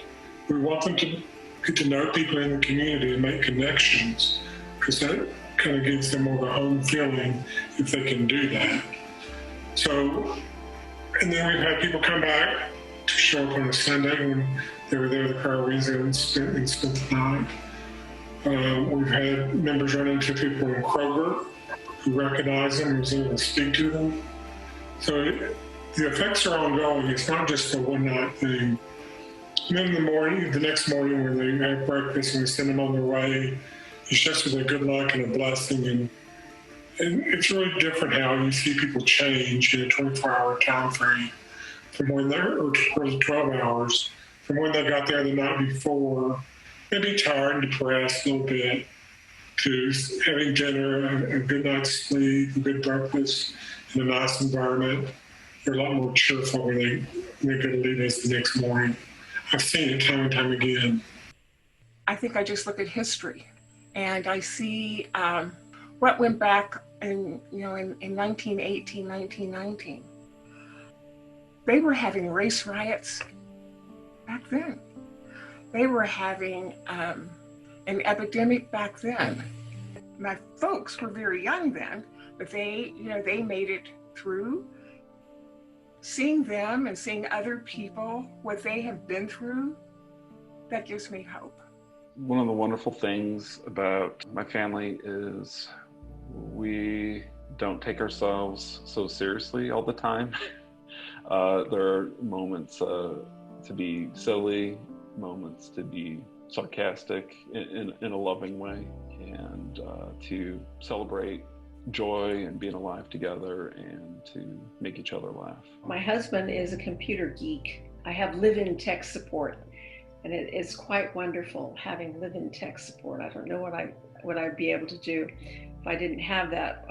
He recently went to go visit his daughter in Raleigh, North Carolina, and I couldn't get my internet to work.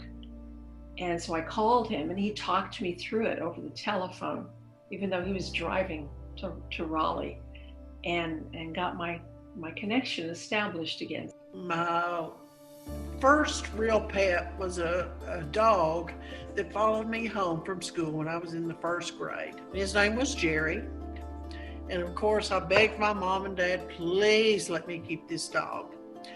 So he had been living in garbage cans or wherever he could, and he stunk from the inside out. So he had to stay in the basement for about 6 weeks before he could ever come in the house. We have a 20-pound cat, black, it's a tuxedo, and his name is Yang. What I love about him is he loves to cuddle. He'll come and sit and cuddle. He's a beautiful cat. He just likes to eat too much. And we're working with the vet to try and help that out right now. My mom's fried apple pies, hands down. She would only make them when it snows. So every time, my mother's deceased, but every time back then when it would just flurry, I'd call her and say, I'll be over from my pies. She would tell me, she said, oh, this doesn't qualify as a snow. We've got to get it on the ground, We both kind of like Swedish fish, and we might have 1 or 2 a day, and we both like black licorice before we go to bed. But I normally like to eat healthy food.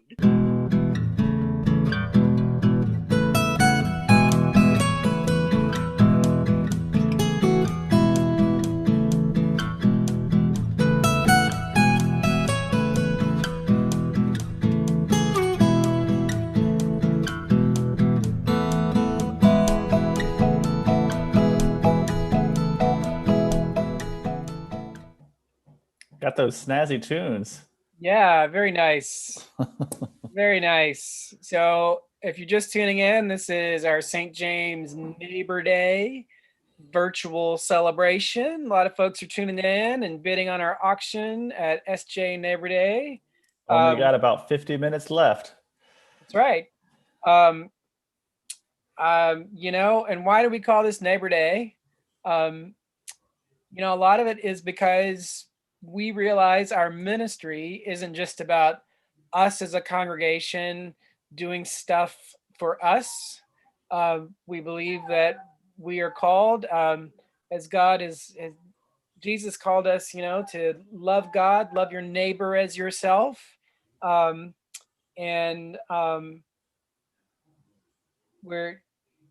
somebody was sending me lots of neighbor Bible verses. My wife was.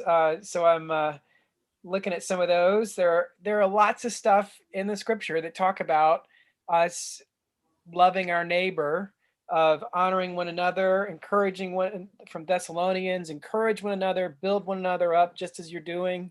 That's our work. Let us love one another with brotherly affection, outdo one another in showing honor. And of course, there's a lot of stuff. There's that question when a man comes to Jesus and asks him about, what do I need to do to inherit eternal life? And we know the commandments, and love your God, love your neighbor as yourself. And the man says, well, who is my neighbor? And then Jesus tells that story of the Good Samaritan, and that's part of our ministry, is continuing to ask, who is our neighbor and how can we serve our neighbor? And I'm excited because St. James also, we partner with other neighbors. We don't just do our own everything. It's not that, it's not like we think, well, if there's a good ministry to do, we have to figure out how to do it the best. We can't do all the ministries the best. Some other places are doing a great job, and so maybe we can join with them. Other organizations have partnered with us. I mentioned Three Rivers helps us with our doorstep ministry. Food City has done a lot with helping us with our food pantry. We partner with other groups like Compassion Coalition, the Volunteer Ministry Center, working together, working with other congregations also through Justice Knox and other things. It's about that partnership, working together. And so part of what we want to recognize in this Neighbor Day is that we're seeking to love God and neighbor. And you're giving to this, you're bidding in this auction, and having some fun, getting some fun stuff, and all that is really cool. But it goes toward us joining with those neighbors and living into that call to love God and love our neighbor as ourselves. So thanks for tuning in and doing that. I have to say, I did go bid on some hubcaps. So talking before you get off neighbors, I was just reminded of our, before COVID, for the last few years, really, there's been a group of us who have gone down to the ICE office following the ICE raid at the Bean Station. There was a Bean Station. It was a poultry processing plant, and there were a lot of immigrant folks working there, and some without documents. And there was a raid on that place, and we found out afterward that they were required to check in here at Knoxville, the ICE office. And so we again partnered with some of our neighbors and some other parishes around. We kind of banded together with originally knowing each other through AKIN. So that's one of the groups that works with Allies of Knoxville's Immigrant Neighbors. And that meets at St. James every month. But we knew each other from there, and these congregations on a faith-based witness went there once every week. Every Wednesday they were required to meet. And so St. James had the first Wednesday of the month, and we would go every month. And there was a group of faithful witnessers that would go, and we had these yellow signs that said in English and in Spanish, "Love your neighbors." And each of the group had the identical yellow sign that we would put tape to the side of our car or hold up. And we became known because it was listed, ama tu prójimo is the Spanish. And so the ICE workers called us the Amatus, which I think is pretty cool. I was like, oh, those Amatu troublemakers. Really what they were saying. But I think we wore it as a badge of honor to be known as the Amatus. And so just wanted to give a little anecdote there. And I had the sign, I might the next little break we have, I might go down and get it in the back of my car. Yeah, very good. A great example of really asking, well, who are our neighbors? Even these folks who have come from other countries, seeking some work and seeking. There are neighbors. Yeah, they're our neighbors, and yeah, beautiful stuff. And again, another great example of joining with others and doing good things. We don't have to do it all alone. So let's, I thought I would go back to this for a minute. Nobody, well, anyway, you can bid on those if you want. Let's see how some things are doing here. Waiting on the technology to kick in. Let's see, here we go. Yeah, so we've mentioned some of these things before, but I'll just scan back through there. There's that CD DVD cabinet again. Highlight that. Those of you looking to get organized, no bids yet. Time is ticking. You got 45 minutes to chime in and bid, my friends. You can go for it there. If you've seen something and you can't really find it right away, there is a search feature. There's a little magnifying glass over there on the right side of the screen at the top. You can search for things easily, find things you're looking for. We got lots of knitters in the congregation. We've got a prayer shawl ministry that was mentioned in one of our videos there. Those folks who are making prayer shawls for folks. Some of our prayer shawl people have probably bid on that. They know the value of some knitting needles. Look at there. So you could get those, and we've got people, if you don't knit, we've got people who could teach you how to knit. They try to teach me, and there is a scarf that started off kind of strong, and then it's kind of trailing off that I tried to make. But that's a cool ministry of folks who make those prayer shawls and are making that a form of prayer. They're making those and give those to people in need. I think Pam was on there and said she had just had a broken ankle and was given that as a sign of the prayers from her church family. It's brass chandelier. There you go, folks. Doing those home remodeling. It's still at $5. You could score that pretty easy, folks.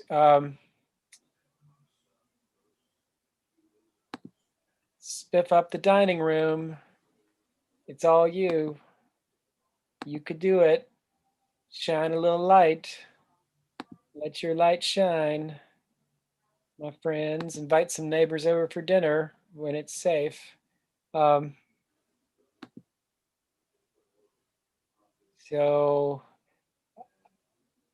let's see, what else we have?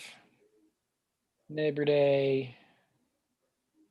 Some vampire wine. I have no idea what that's about, but Halloween's coming up. That'd be fun for your festivities. Are kids gonna trick or treat this year? Going for 60. Look at that. I saw there was a thing on the news about how you might proceed if you would do it. Many just suggested leaving candy in a bowl out front, but that might be unsafe as well. Well, I think the one I liked the best was, you're masked and you have like tongs that you kind of give it out with tongs. Well, that's sort of like communion. I had an idea. Maybe I could get my teenager in on this. I thought I could have a pile of dirt in the yard and I could dress like I was digging a grave. And then I would stick my shovel into some candy and then dump it into the bags at a distance, right? So there you go. That could be. That's creative. See? Yeah, thanks. I've never really been that guy who dresses up and is out there, but there's part of me that wants to be that guy. So maybe this is the year when I do that. Again, if you're doing some home remodeling, fixing things up during this time, a lot of people are doing that. You don't have to go to the home stores. to buy a fixture. No, you can get one tonight. You could bid on it right here. This is at $7 right now. So you could easily score that, my friends, and replace that old dusty bug infested thing you've got in your ceiling. Replace it right there. Get your home remodeling needs right here at St. James Neighbor Day. And you can even learn how to install it yourself on YouTube Woo. after you're done with the live stream. That's right. And when you're going back and forth and checking out the musical offerings at the St. James YouTube site, you could go and look at these things. Go and learn how to install. You can learn all kinds of things on YouTube. Some things I've learned that I'm going to hire somebody even after YouTube University. Yes, you can learn a lot. All right, let's see. There's some more lights. Bar lighting. It's at $13, my friends. So Kevin says you can buy the hubcaps and leave candy in the hubcap. There you go. There you go. I might take my hubcaps though if I did that. I mean, that's cool. That's true. Yeah. And don't forget, there's more than one page to this. There are all kinds of pages. You can get yourself a drill to install those things those lights and things that you're buying. Somebody's been bidding on that. They know a good value. Absolutely. Always need a good drill. Let's see. I was on page 2, wasn't I? Scrolling through that. Let's see. What else we got? Lots of fun things. Coffee maker. Coffee's good in these times. A little carpet cleaner. Pet crates. We heard a lot of people talking about their pets, my friends. We do love our animals. Our neighbors, our animal neighbors. It's at $12 right now. I mean, come on. That's not bad. That's actually a really great price. Those are expensive. It's a good little crate. Look at that. And my dogs, I've got some active dogs. You've heard them and seen them. And there are times when we have to put them in crates because especially the boxer mix I have, she is prone to search for things to chew on when we leave the house. But sometimes she just she finds her way there on her own. She needs a little. Yeah, all 3 of ours are crate trained, and that's their safe place. And often they just go over there, and they have it's in our our spare bedroom, and if they need some quiet time, they just go on in the crate by themselves. So, and they sleep there at night. So, yeah. Oh yeah, there's a card version of Brian's painting. This is the painting, and then you can get these cards. Yes. That are printed. That's good exercise during the COVID time is to actually write a note. How about that? Those are an amazing thing to get, a handwritten note. And you could send a beautiful version of the St. James Courtyard. Let's see, all kinds of fun stuff. An exercise program. There you go. There's a cat carrier. Look at that. All right. Oh, cat carriers for all you cat lovers out there. Now there's a classic, the wooden pineapple, classic design, home decoration. There's that other stained glass window right there. Oh, there it is. There it is. Let's look at that. Da-dum-dum. Stained glass. Very nice. Leaded glass. Yeah, let's take a closer look. Beautiful. Beautiful, beautiful. Awesome. Love it. Very cool.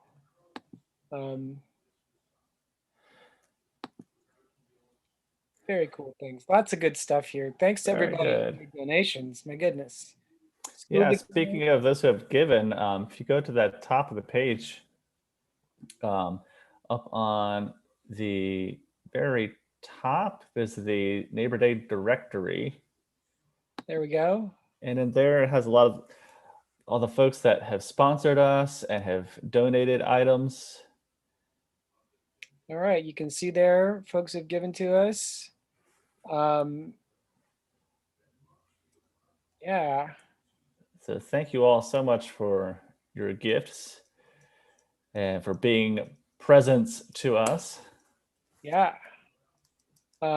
Cetera Advisor Networks, Bob Williams. Bob advises us financially at St. James. We have an endowment fund that people have given to generously over the years, and he helps us. And you can see this list of all these people who've given. This is amazing. Thanks so much to everybody who's given. Our neighbors, Vineyard Floor Coverings, donated a rug. And I mentioned Bob Williams at Cetera. He really does a great job helping us manage that endowment fund really well, because that's going to help us in the future and helps us now. The Ski and Scuba Center donated some things. Thank you, Jimmy Wheeler. All right. And yes, indeed. So thanks to all these folks who gave and are willing to share and allow us to enjoy these. Which I just noticed something. I want to go back. Just noticed something. Maybe I should. I'm going to use the search feature here. There you go. Look for those miniature dolls. I just noticed that those up. It says nothing matches. Maybe just dolls. Maybe just dolls. Okay, maybe. Ta-da-da. Or doll. Let's see. Okay. Dun, da-da. What's happening? I think you have to push. Okay, there we go. There we go. All right. Okay. So miniature dolls. There we go. I'm going to look at these real quick, because I noticed the donor of these. Okay. So I didn't notice this right away, but so I noticed these were donated by Eleanor Aldrich, who is an artist in our congregation who has some great paintings that are really cool with amazing texture and such. But she has started another project that's not about painting, but is about making little miniatures, and she calls it the House of Tiny. And I actually have a tiny nativity set that I got at last year's auction, and it is so tiny. And I put it in my big nativity set every year. But so these are handcrafted by Eleanor Aldrich, excellent artist. So that's Alice. Look there, Alice in Wonderland and the White Rabbit. Very cool piece there, my friends. And they come packaged in their own little white matchbox. And so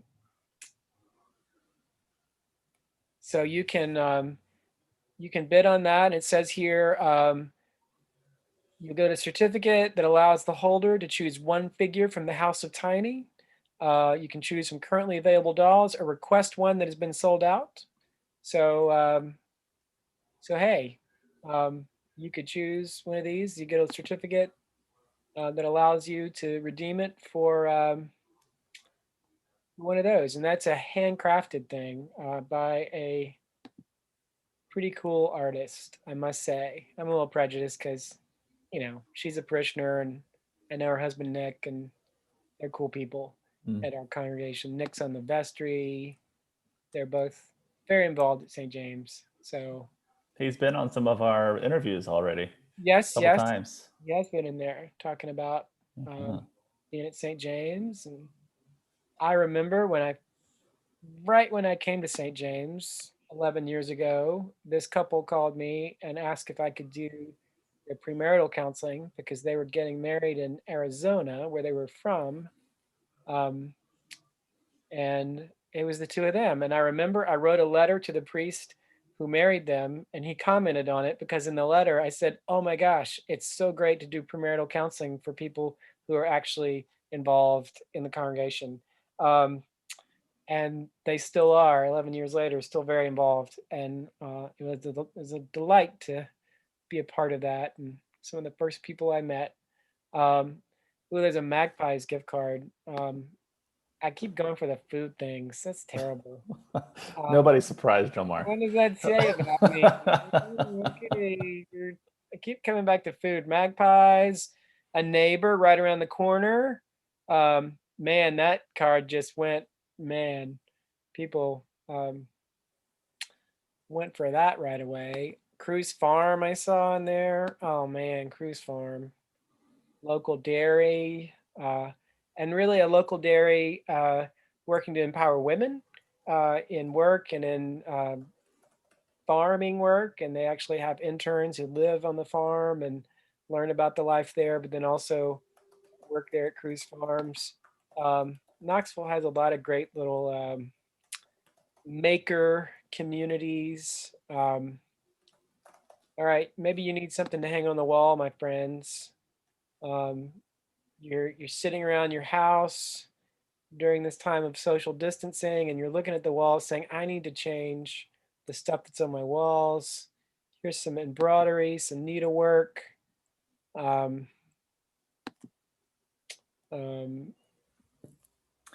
The 1972 Christmas plate is still up for bids. 1972. Anybody born in 1972? Close, my friend, close. Or anyone who was? That might be a good gift for someone. Christmas 1972. So yeah, and from your first Christmas. Here's the 74 plate. A lot of these antique things, this is from the Royal Copenhagen collection. They come out with a new one every year. Oh, who is it that makes those Christmas crosses? There's some sterling silver ones come out every year. Reed and Barton.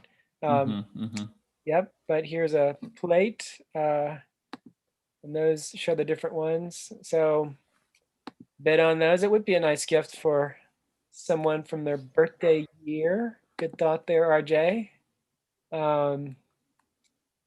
Let's see. Bradley's Gifts gift card, I think. There you go. Has handmade sweets, home goods. Bid on that. Some in the scuba center, there's scuba equipment, but also, hold your horses, my friends. You could try out scuba at the Ski and Scuba Center. Yes, sir. This is $160 worth of class that you could have. And you could go and experience scuba in the pool to start. They're not going to throw you in the ocean right away. But our own Jimmy Wheeler does that. And he's got several of those certificates he's offering. So jump in now. Don't think that there's just one. So one certificate per person. So you could bid now. That'd be a great gift for somebody, maybe child, grandchild, husband, wife, partner, friend, wants to get in the water. Why not? Learn that now. Also for all you folks who are, I keep bringing up the home organizing stuff as if I'm actually doing it. I've donated a few things, but hey, a paper shredder, my friends, just what you need. Get rid of that paper because there's a lot of it. I read something somewhere you can use the shredded paper in your if you're trying to keep weeds out of a garden, that you put that paper down and then bring the dirt over it. I don't know. You might have to look that up somewhere to verify that. Do not take gardening advice from John Mark. Okay. Cuisinart multi-cooker for all of you cooking at home. So there you go, my friends. Yes, slow cooking. I hear that there are some people who are getting aggressive in their bidding. Yes. We are down to the last stretch. We only got 30 more minutes. Yes, indeed. So look at there, slow cooker, my friends. And you, maybe you've got a slow cooker, but you better check your plug on it, because there was that TV show. I won't tell you which one, but things caught on fire. And I had one that was sparking and had to get me a new one. My wife said, "Hey, you could fix that." And I was like, "No, I can't fix electrical things. I will burn the house down." But hey, man, a slow cooker, dump things in, let it set the timer, let it go all day. And that's $160 one. It's really nice. That's cool. I'm good right now, or I'd get that myself. All right, Blue Ridge Mountains watercolor. Ta-da! Look at there. I say Blue Ridge Mountains. Blue Ridge Mountains is viewed from Gardens at Biltmore. There you go. Very lovely. Very nice, my friends. So keep bidding. Keep bidding, my friends. Keep bidding. We still got about almost 25 minutes left. All right, now here's something. This humidifier, Ion Pure humidifier. A lot of people looking at those kinds of things. That's at $50 right now. So, so now this one is this from the Knoxville company that actually has the sanitizing solution? That's right, yeah. That you put in there that helps kill germs in the air. So, and that it can actually put some disinfectant into the air and kill viruses. Treats up to 5,000 square feet, leaves no residue, completely non-toxic, safe around people, plants, and food. So that is pretty cool. It's at $50 right now. $100 value, my friends. There's some schools that have put those in their classrooms. Yes. I don't know if they're locals. I saw something about it somewhere, but some school classrooms have started to try to find ways to be safe in the classroom, and right. So I know they use some of these. I heard that Knox Area Rescue Mission has done some efforts for some air purification as they're opening back up the shelter. People paying attention to their health, blood pressure cuff. Hey, we got it all right here. You can sit in that nice rocking chair and check your blood pressure or bring it down. It's only at $10 right now. We have been requested to look at an item called Children Taught. If you'll search for the word taught. Children? T-A-U-G-H-T. T-A-U-G-H-T. Okay, Children Taught. I'm searching. Ta-da! There we go. All right, let's see. All right. What is going on here? It is at $6. Oh my gosh. Vintage doll furniture, children's school desk. Look at that. Ta-da. Very cool. Yes. So yeah, so some doll furniture there, little old time desk, but you're still at $6, my friends. You could have those for $7, if you are so inclined. Hey, do you think we have time for a little musical break? I think so. Let's take a little musical break. That'd be awesome. All right, we got some music by our very own Musu. Nice. Very good. And while you're listening to the music, you could just go to sjneighborday.com and bid. Check out those bids because people keep bidding. I got to go check on one I did. All right. Just a second and I'll get that shared. Yes, indeed. Good deal.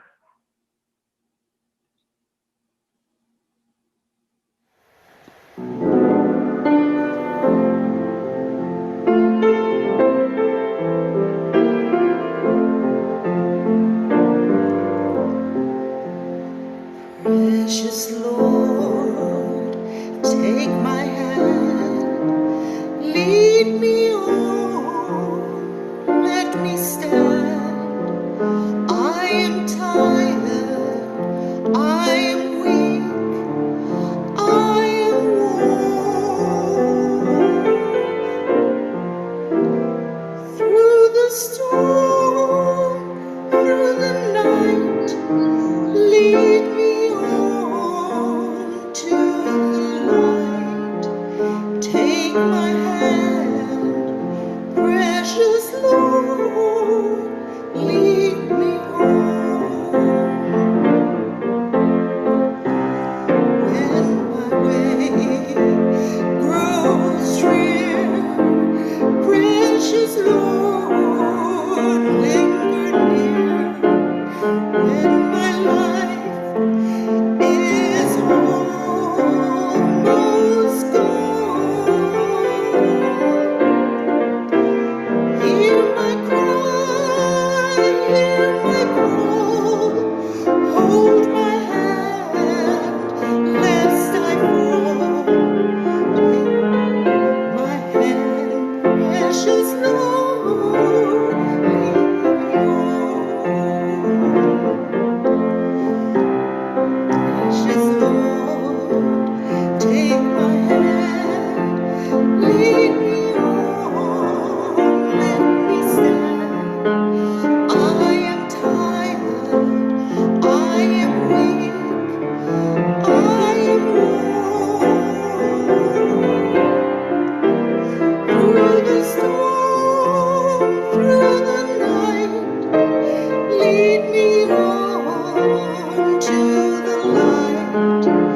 Take my hand, precious Lord, lead me on.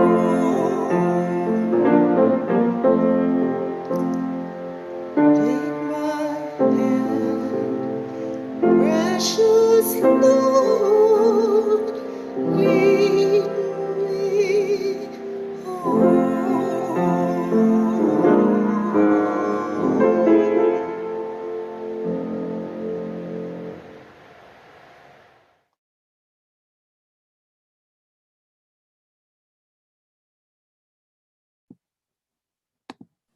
Wonderful. Thank you, Musu. Wonderful stuff. We're continuing with our Neighbor Day auction, friends. You can go to sjneighborday.com and continue to bid for only just a little bit. We got about 20 minutes, 19 minutes left until the bidding ends. Thanks for everybody who's made donations, which you can still go and make a donation. That is something you can do there at the website, stjneighborday.com. I'm getting ahead of myself. There we go. You can see that there, friends, sjneighborday.com. You can make a donation right there at that place, at that point, or scroll down. There's a couple of pages of things to bid on, to keep on keeping on and bidding. Again, reminding you that the things you're bidding on here, your gifts, will go towards helping our ministries at St. James that serve our neighbors. And here's something from one of our neighbors. This rug, a rug from Vineyard, an area rug, estimated value $250 to $500. Just to show you, looks like maybe they got several you could pick from. So anybody looking to enhance a space, and that's a neighbor literally right next door to us. So bid, my friends. We've only got about 20 minutes, like I said. Good stuff happening there. Yes. It is evening, my friends, and the bidding is coming to a close here at the end of the day, but you still got a few minutes to bid. So bid now. Support St. James and our neighbors. If you need some fireplace logs, the weather is getting cooler. What do we have here? There you go. So $100. folks, just want to remind folks that as the bidding is finishing tonight, if you won, you should be getting email updates as you go. So if you have the high bid, you'll get an email about that. And at the end of the night, if you won, you'll be getting a phone call either this evening or tomorrow afternoon, just letting you know that you won and how you can pay for your items and where and when you can pick those items up. I believe items will be available to pick up on Monday, but those details will be shared with you over the phone. So you'll be expecting a phone call if you are the winner of any of these items. Yes. And we've got a good team of volunteers who've been helping get things organized. And so they'll be helping you figure out how to get these items that you bid on and won if you win. Or if you don't want, like I said, if you don't want to fool with having to pick up an item, you could just donate. So you can go and do that here as well. Let's see, we'll look at the website again and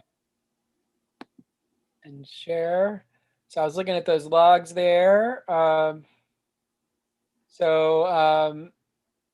This is a vented natural gas log set. So if you need some new logs in your gas log fireplace, there's a set with little cast iron pine cones in there as well. Excellent. Love it. Very nice. I'm looking at my fireplace right now. I've got a little gas log fireplace. Maybe I could update that. Not quite time for it, but it's getting there. I do love some cooler weather. I don't mind the warm, but I do like a little touch of the seasons. Maybe you get crafty in the seasons. You could get these. Here's some craft stuff, card making kit. Oh my gosh. That's at $3 right there. You could get that and make that with your favorite grandchild, child, little home project. Make some cards there. All the supplies there, different papers to make those. Fabulous for your little crafty projects. Get those bids in, folks. I'm gonna share one more of those, one of our interviews, and that will wrap up the night here shortly. All right. So you're going to share some more of our friends from St. James talking. Again, thanks to Kevin for doing all these interviews. They're really well done. Hours and hours of videos. And thanks to everybody who volunteered and were willing to share. You can see how meaningful it is.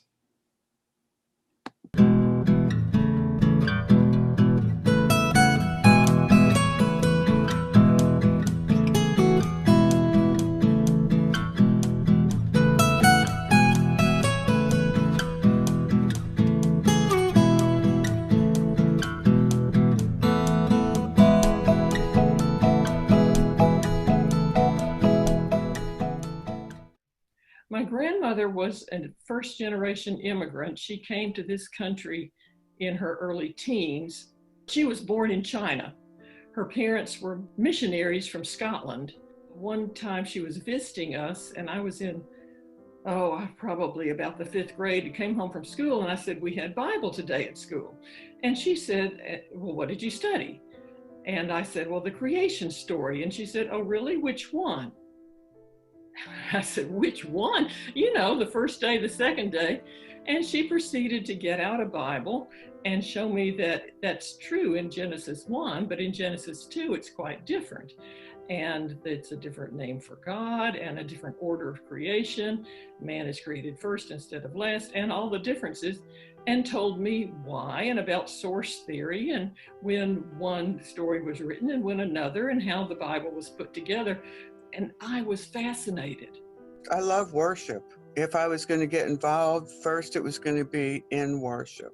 It was kind of a toss-up between joining the choir, and Lee Ragsdale was making announcements for acolytes. And I thought, that's different.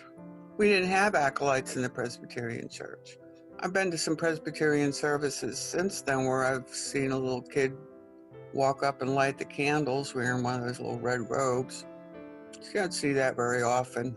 And things like acolytes contribute to the richness of worship. Then I kind of fell away from organized religion because I didn't feel accepted and loved. And so did that for about 25 years. God and I were square, but church, not so much. Sue Ann's the one who invited me to come to St. James, and I kept saying, no, I'll meet you for brunch afterwards. And then finally one day it occurred to me, I know how I can stop this. I'll just go one time with her and I'll never have to go again. And so I did, and God laughed at my plan. And so I've been there 11 years. So, yeah. When I got out of college, moved to Macon, Georgia, I started going to an Episcopal church there, and I met this husband of mine who was raised Baptist, and he started coming with me to church, and his mother's response to that was, he hasn't been in church for a long time. I'm just glad he's going somewhere. So my friend said, if you want to do music and you don't care what flavor it is, you need to go St. Mark's Episcopal. And I was like, I don't even know what Episcopal is. But I did it. I gave it a try. And I went for several weeks. I went to the 7:30 service. And then one Sunday I slept late and I was like, okay, I'm going to go anyway. And there was a woman that I worked with who was in the choir. And for some reason, she wasn't singing that day. And after the service, she took me and introduced me to the choir master. And next thing I knew, I was singing in the choir. I gathered with other people that share the same faith. We recite something called the Nicene Creed, which kind of outlines our beliefs.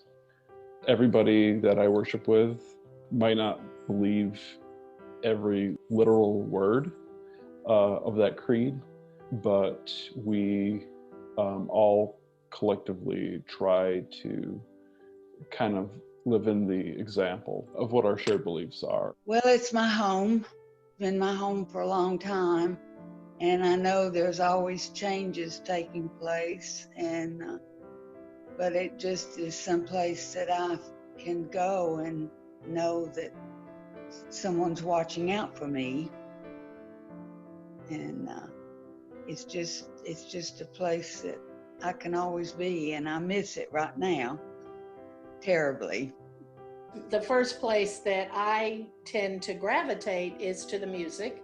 So I got immediately involved in the choir, and that was a real fun bunch. There were a lot of great people. Everybody on vestry is expected to serve in some other way, and so they asked me if I would work on the finance committee. And so it was kind of like diving in double deep. Not only are you considering these things in vestry, but then in the finance committee, it gets really down and dirty about, okay, how do we pay for these things? Do we have the money to pay for these things? What sort of things do we prioritize by saying, okay, we're going to actually put our money where our mouth is on this particular thing? It's the people that continuously love you no matter what. And there's a beautiful blend of people at St. James. And everybody is just so open and welcome, and you can just be yourself. You know, you don't have to fake it at all. I mean, I think that's what keeps me going, is I just have a genuine love for this church. My dad was a huge influence on me. He was a great Christian man, and he was very positive. And he used to say, always believe the best about people until they prove otherwise, and then still believe the best. I mean, I just loved the way he approached dealing with people. My pet is under the table. Her name is Beulah, and she is a July coonhound. It was a rescue. I've always meant to get a purebred dog like, you know, other people have, but I always end up with hound dog rescues. Beulah came to us from a place called the Way Station, and it is a rescue site. They get dogs out of Mississippi. My dog Beulah was on death row within days of death, and I got her. We've had bees in the, they haven't been doing so well this year, but I guess there's several thousand of them per colony. So there's 3 of them in the backyard. I do enjoy eating. I'm a big fan of Indian food. I've dabbled with cooking it a little bit. My son and I got a pork vindaloo recipe that we did out of a magazine, and it's quite involved, but loved it. And I love me some sweet treats. I'll eat a good pastry. There are great shops in town. I'm a coffee drinker. Those who know me know I love some coffee. I generally take it black, and I'm in this town with these great little independent coffee shops, and they all get along just fine. And so I go from one to the other, sampling their wares. And I love to grill, I love to play with fire. Anything I can cook over the fire.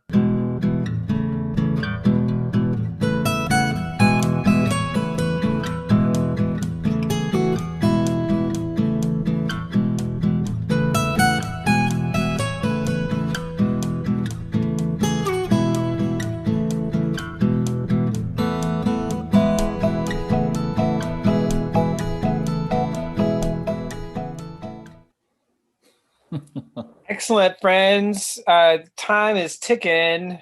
I got 7:55 on my watch, so you got 5 minutes to complete those bids. RJ, what was the word on when people will get called? Yeah, so this evening, just a reminder that bidding will stop at 8 o'clock. I think they shut that down at 8 o'clock. Don't expect calls until 8:30. They're going to call folks between 8:30 and 9:30. If you don't get a call tonight and you are pretty sure you won, don't be concerned, because they might not get to everyone tonight, but they will continue calling tomorrow afternoon. If they don't get you tonight, they'll try to call you tomorrow afternoon. So either tonight between 8:30 and 9:30, and then they'll pick it back up tomorrow afternoon. Then the item pickup does not begin until Monday. So not tomorrow. No one's going to be at the church for pickup tomorrow, but you can join us. We are doing Eucharist at 4 o'clock, but be sure to sign up, because we're keeping our crowds small. So if you're not getting those emails, shoot the church an email, office@stjamesknox.org. Excellent. Thank you for all that. One of the gifts of our Anglican tradition is the Book of Common Prayer. The American tradition has said that we can revise that book. And so we have currently the 1979 book.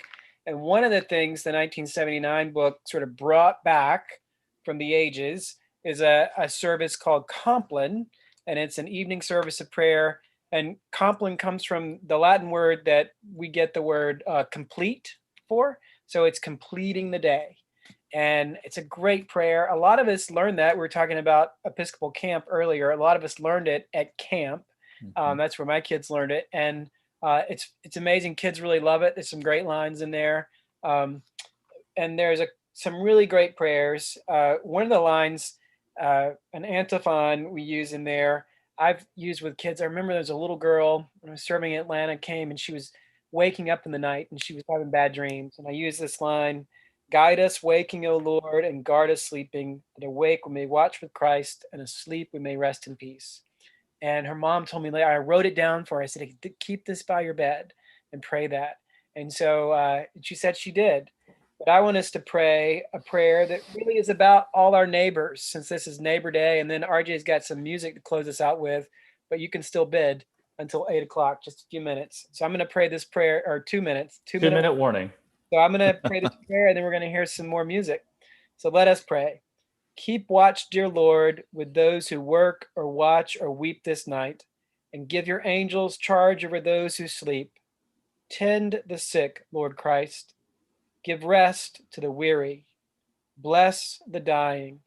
Soothe the suffering. Pity the afflicted. Shield the joyous. All for your love's sake. Amen. That's all our neighbors that we were just praying for there at night. You got some music from us? I think I'm in this one. I think you're in this one. Not to brag, but I got a part. That's right. We got 1 more minute on bidding.